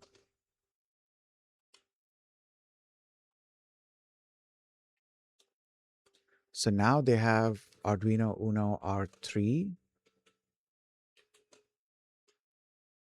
Yeah, same design. Same design. They also have R4 and Uno Q. Wait, what is this? R4 Wi-Fi seems to have like, okay. Then there's R4 Minima. What does Q look like? Q also seems to have like I'm not sure what this is. This looks like a, wait, hold on. Q is not a microcontroller. Q is not a microcontroller. Wait. The Arduino Uno Q unlocks a new level of performance for the Arduino ecosystem, blending robust computing power with Qualcomm's advanced Dragonwing so and so MPU, running a full Debian Linux OS with upstream support and the real-time responsiveness of a dedicated STM32 MCU running Arduino sketches over Zephyr OS, all on a single board computer. Hold on, dude. Wait a minute. This kind of changes things. Yeah, this kind of changes things. We've got a Linux OS installed on this. This isn't even a, this is a single board computer. This isn't even a system on a chip.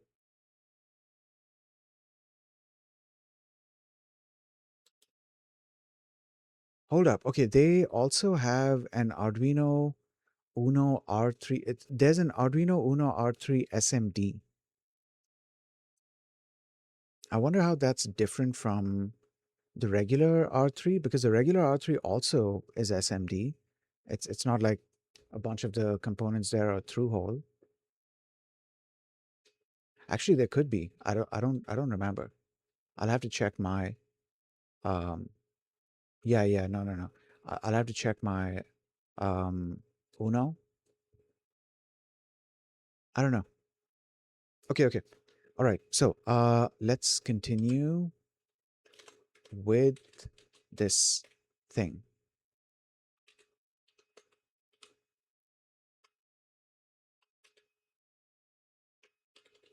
Okay, on the ESP32, there's a crystal oscillator. This is a piece of quartz that physically vibrates when electricity is applied.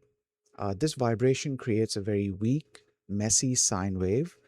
Inside the ESP32 chip, a circuit called a PLL or phase locked loop takes that messy vibration and multiplies it up to a clean, crisp 80 megahertz square wave.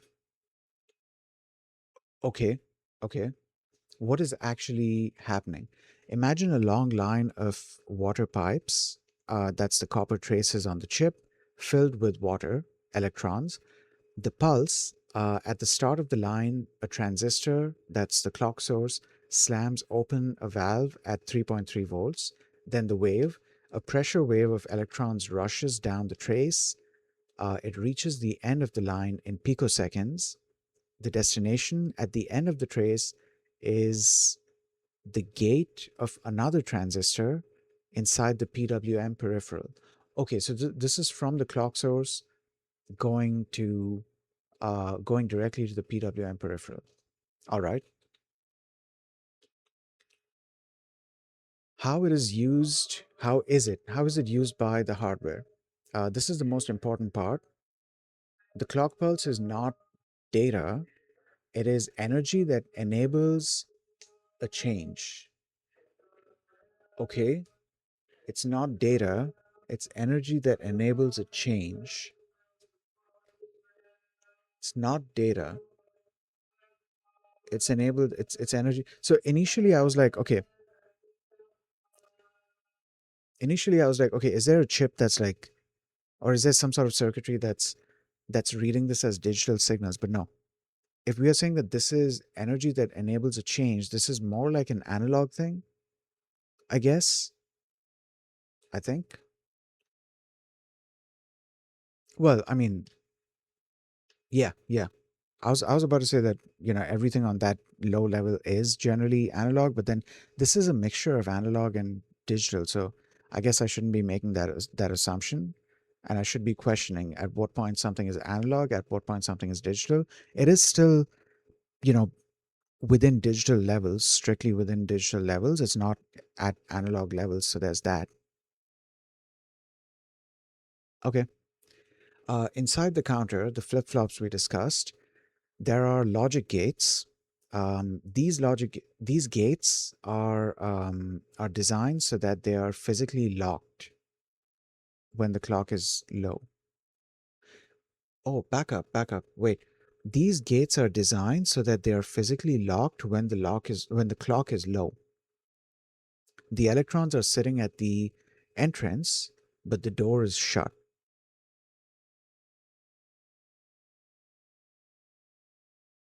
Okay. Okay.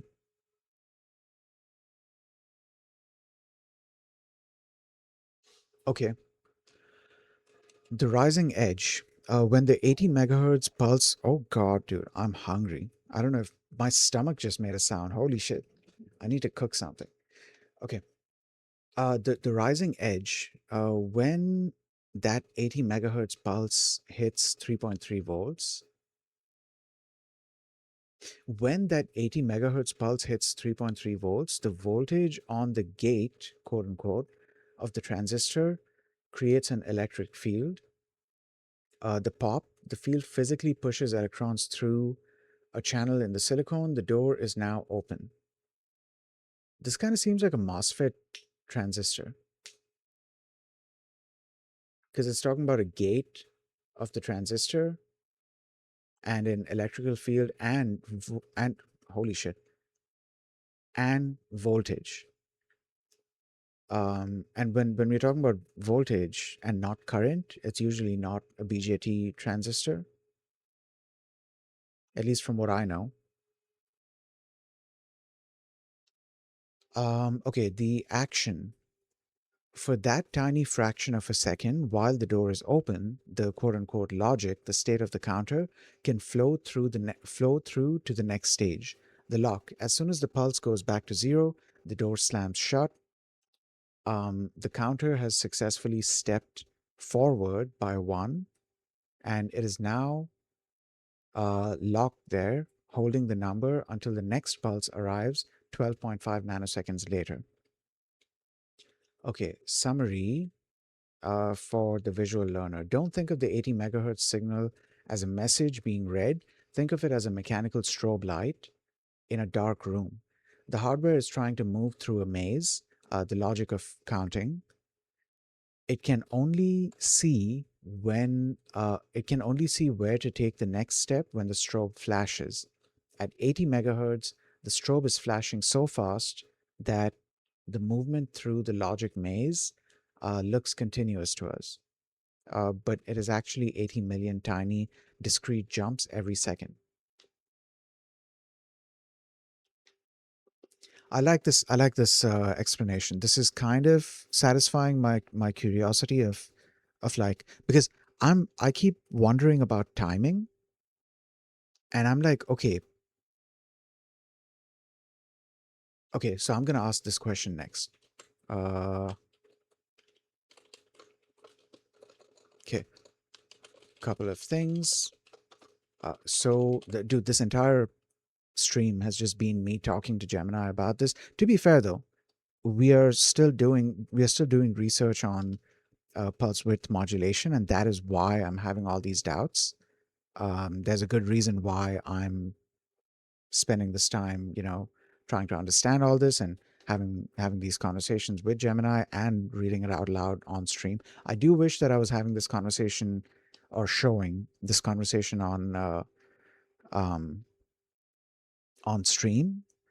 Things would have been a lot simpler if Gemini CLI didn't have bugs that caused these weird errors saying that you've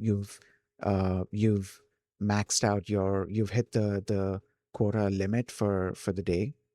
But yeah, I was constantly running into those errors on multiple accounts, by the way, when trying to use Gemini.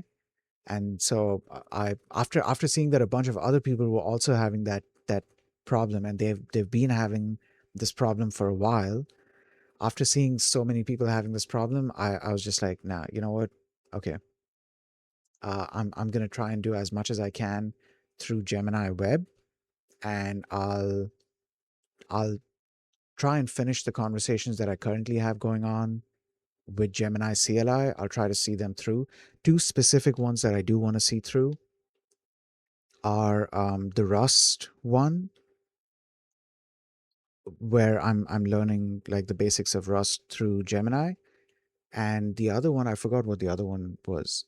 But then there's a third one, which is the analog electronics course. Gemini teaches me analog electronics with the use of microcontrollers instead of yeah, just with the use of microcontrollers.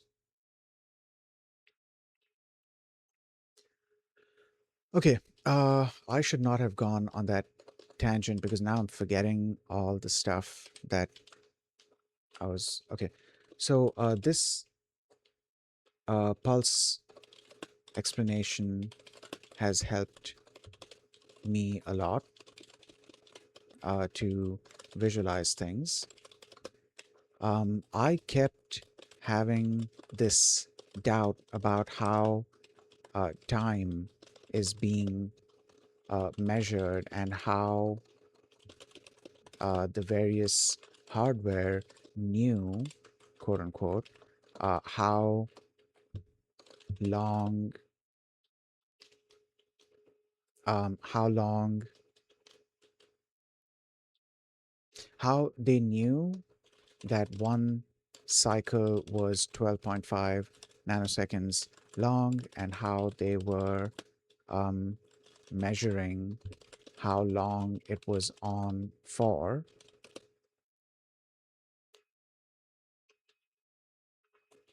But if I'm understanding it correctly now, they apparently have no concept of time really. All that's happening is that the hardware is that the clock is generating a pulse, and other hardware is immediately reacting to the pulse, um, depending on whether it is high or low. Did I get that right? Okay, so that's my first question. My second question, what was the second question going to be?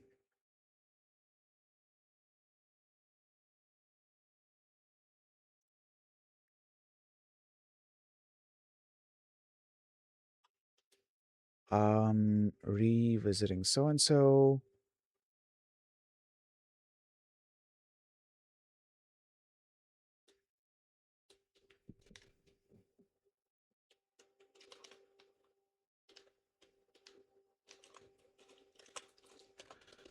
Okay, wait. I still don't fully understand the whole resolution um, versus, I spelled resolution wrong. Resolution versus frequency thing.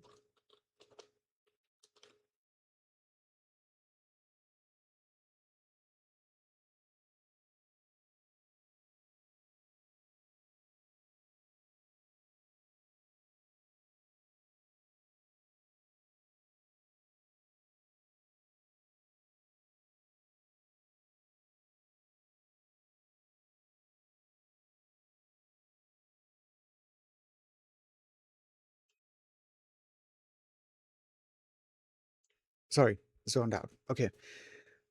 Um, because let's say I want, no, hold on. I feel like I'm getting confused due to the many moving or the many variables at play here. Because on one hand, we have the duty cycle, or sorry, we have the PWM related variables, which are duty cycle, um, resolution, uh, and frequency. And we are able to set these ourselves. And on the other hand, we have um, the the hardware clock, which has a fixed clock speed of 80, or I should say a fixed frequency of 80 megahertz. And we need to, well, 80 megahertz, 1 hertz per 12.5. Let's just throw that in there, nanoseconds. Um, and we need to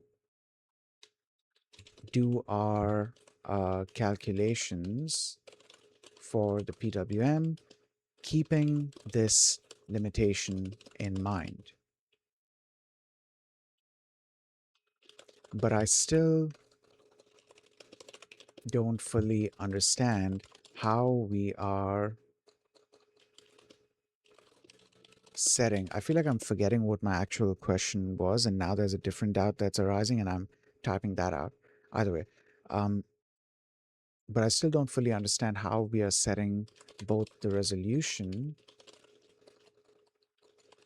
and the frequency when they're both pretty much uh, dependent on each other, or rather, one might be limited by by the other.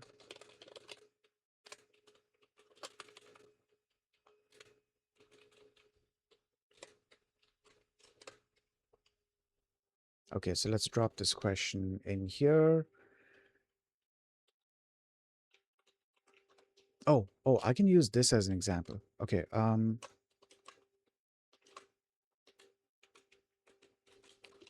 so like let's say we set a resolution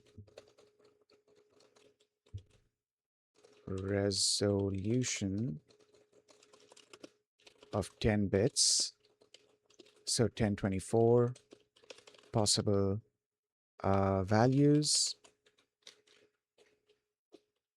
and the frequency. Actually, wait, how is it gonna do that then? Is that going to work? Is the 10 kilohertz frequency going to work there? No, yeah, okay. The resolution is,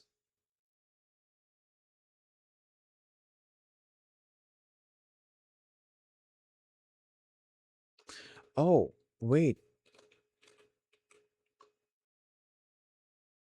hold on. I'm starting to lose the doubt that I had. It just came back to me, but then I'm starting to lose it again. So, okay, resolution is a words. Resolution determines the number of ticks that we're going to count in each period, in each cycle. But frequency is the number of cycles per second. Okay, all right.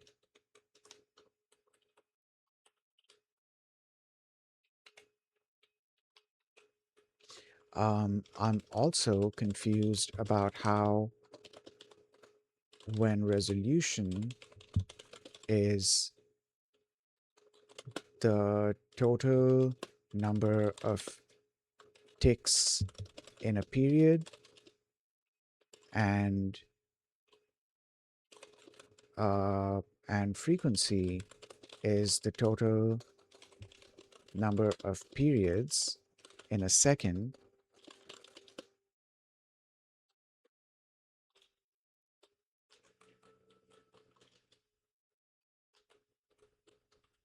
How are the two related and connected?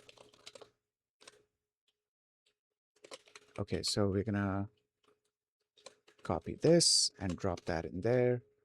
And let's see what Gemini says. You're absolutely on the right track. You've just hit the Neo seeing the Matrix moment. What does that even mean? You, you've just hit the Neo seeing the Matrix moment of embedded systems. I'm trying to imagine that. Did I? Okay. Let's solidify that concept of time and then untangle the math of the PWM. Does the hardware quote unquote know time? No. It has no concept of seconds, milliseconds, or nanoseconds. The hardware is dumb but incredibly fast. It doesn't have a stopwatch, it just has a reaction. High voltage, the door or transistor gate is pushed open. Low voltage, the door is pulled shut. Okay, the only reason we say a tick is 12.5 nanoseconds is because we know the physical properties of the quartz crystal outside the chip. If you swapped that crystal for one twice as fast, the hardware would react twice as fast, and your 1 kilohertz PWM would suddenly become 2 kilohertz without you changing a single line of code. Hardware doesn't measure time, it counts events. That's interesting. Okay, I should remember that. I should remember that. Hardware doesn't count, hardware doesn't measure time, it counts events. To a timer peripheral, 1 second is just a label we humans give to the event. The counter reaching 18. Oh, okay, okay, all right. Then, the resolution versus frequency mystery. This is the part that confuses everyone because we use the word resolution in two different ways. Let's define the players. The clock, which is 80 million ticks available per second, that's our budget. Then the frequency, how many PWM cycles or periods happen in 1 second? Okay.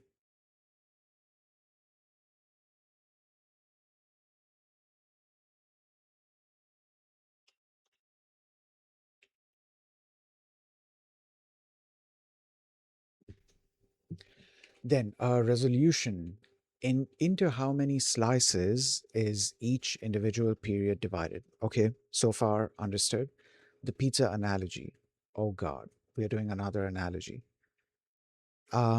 Imagine you have a giant ball of dough that represents 1 second, 1 second of time. Okay, with you so far. Frequency is how many pizzas you decide to make out of that dough. Oh, oh, the ball of dough is 1 second of time. Okay, frequency is how many pizzas you, okay, resolution is how many slices you cut each pizza into. Now I get it. Okay, yeah. The analogy, it did make sense. I was just imagining it wrong because I read it as, or I understood it as the pizza is 1 second of time. And after that, we are saying the frequency is how many pizzas you decide to make out of the dough. So I got kind of confused there. But no, the dough represents one second of time, so it represents the entire frequency. Um, okay. I think I just got the word that we were looking for earlier. The frequency. The frequency is the the the totality of the cycles, the entirety of the cycles, I should say. I don't know if totality is the right word to use. I actually don't even know if entirety is the right word to use. It seems right though. Okay, so the frequency is how many pizzas you decide to make out of that dough, and the resolution is how many slices you cut each pizza into. Okay, the constraint, you have 80 million mini you have 80 million mini pepperonis or ticks to decorate with. Okay, if you decide to make 1 million pizzas per second, oh my God, now I think the analogy is falling apart, or it's getting lost on me. Um, if you decide to make 1 million pizzas per second, so frequency equals 1 megahertz, total pepperonis divided by pizzas equals pepperonis per pizza. Total pepperonis divided by equals pepperonis per pizza. If pepperonis represent ticks, then total pepperonis, which is the total number of ticks, 80 million, divided by total pizzas, which is our our desired frequency.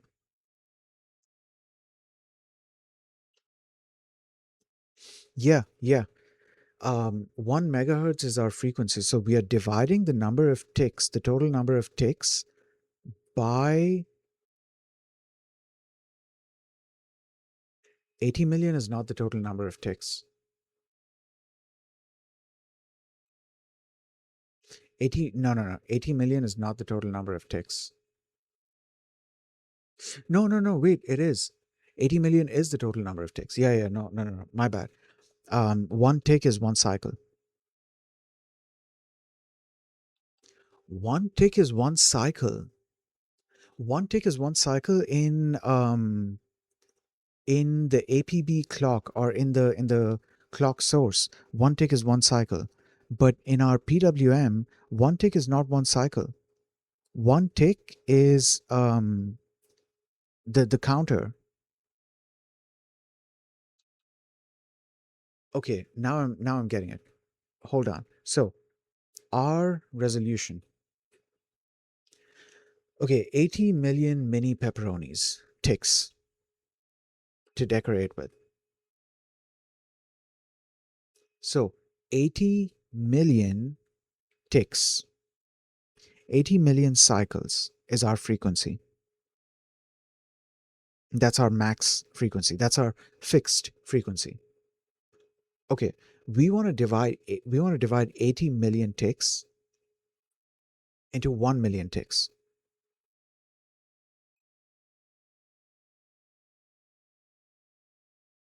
We want to divide 80 million ticks into 1 million ticks, and then that's going to give us the resolution of the number of ticks within each of those ticks.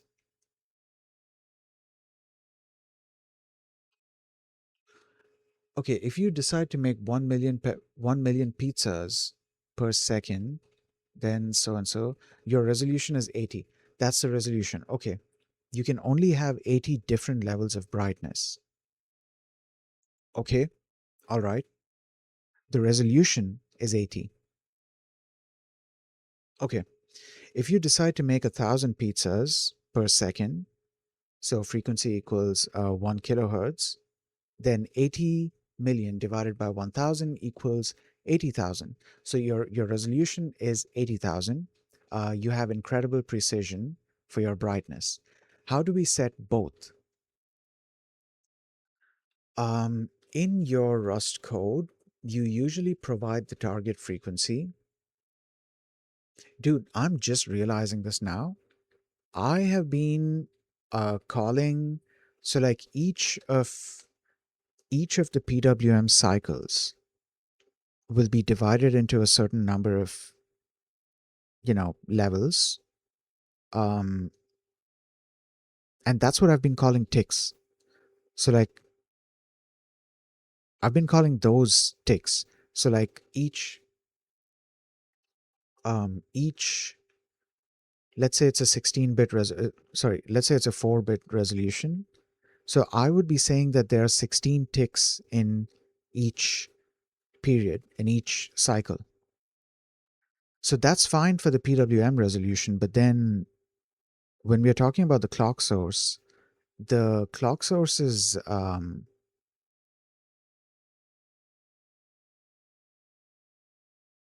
the clock source has ticks, but that doesn't follow a resolution. That is just ticks.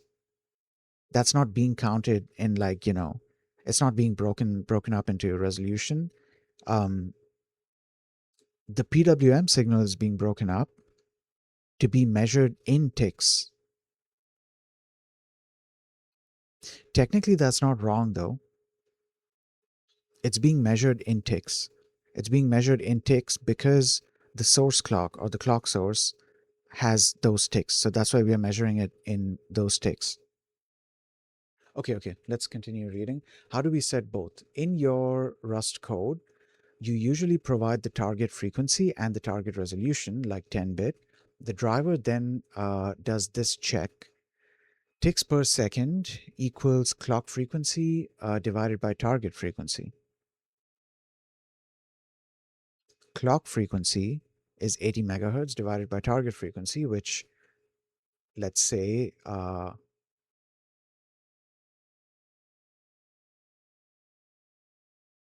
let's say um, 1 kilohertz. Okay, then check is ticks per period. Oh, okay. So here it's ticks per period. Did I say ticks per second previously? Anyways, ticks per period. Check is ticks per period greater than or equal to 2 to the power target resolution. So we've set a target resolution which is 10, right? So 2 to the power 10. Um, I'm guessing this is how we get it. Yeah, 2 to the power 10 is 1024. But source frequency divided by 1000 is this. So that's not going to fit in there. So if yes, then the hardware can handle it. It sets the top value of the counter to that calculated number. And if no, you've asked for too many slices in too small a pizza, the driver will error out.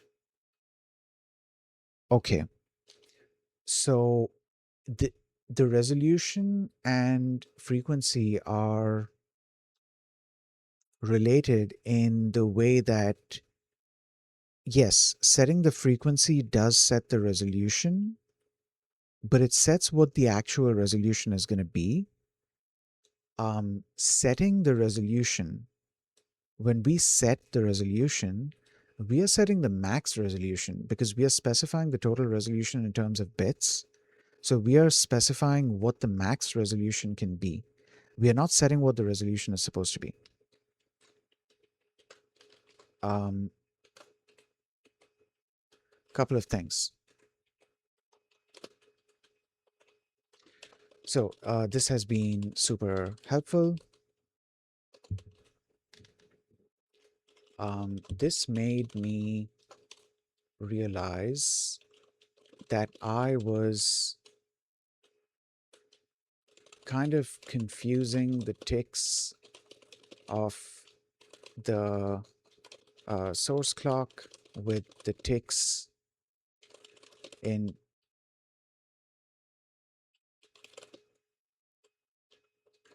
with the ticks happening within each period, which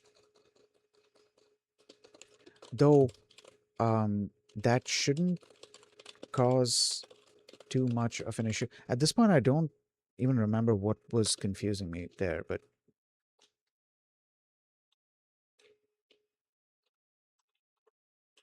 too much of an issue because we are counting the period ticks per.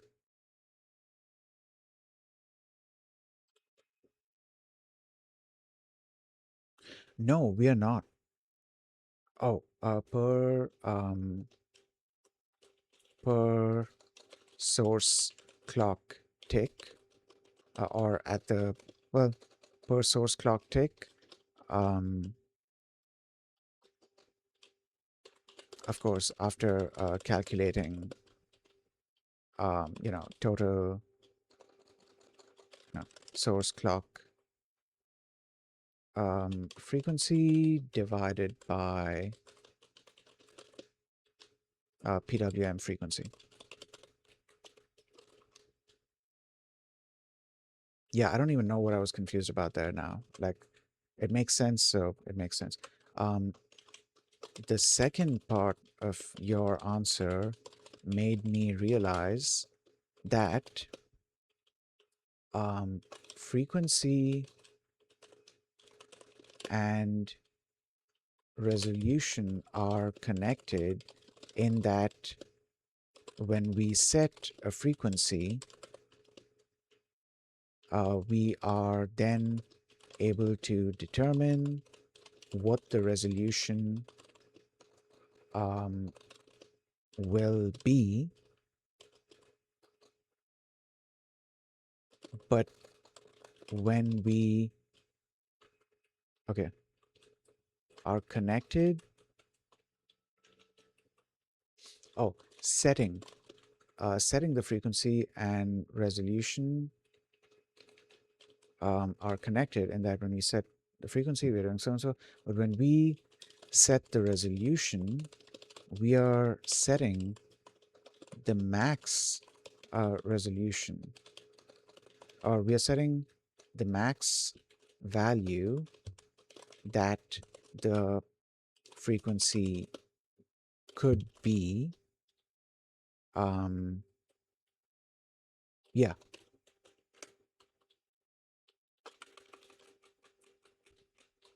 Okay, so let's paste this.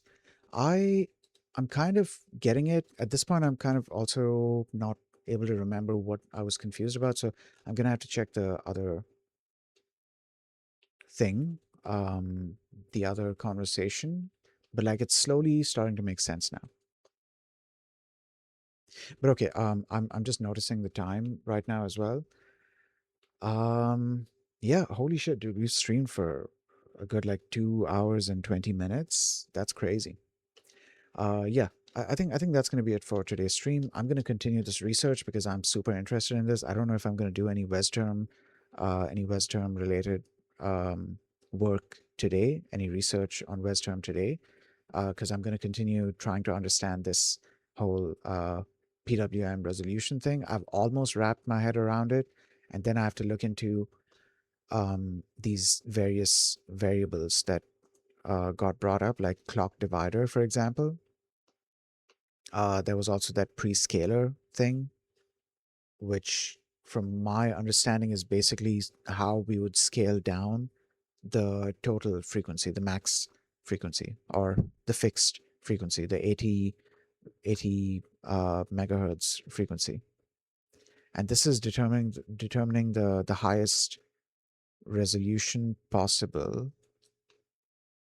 Okay, so now slowly, I feel like this is gonna slowly start to make sense to me. Yeah, yeah. Okay, you know what?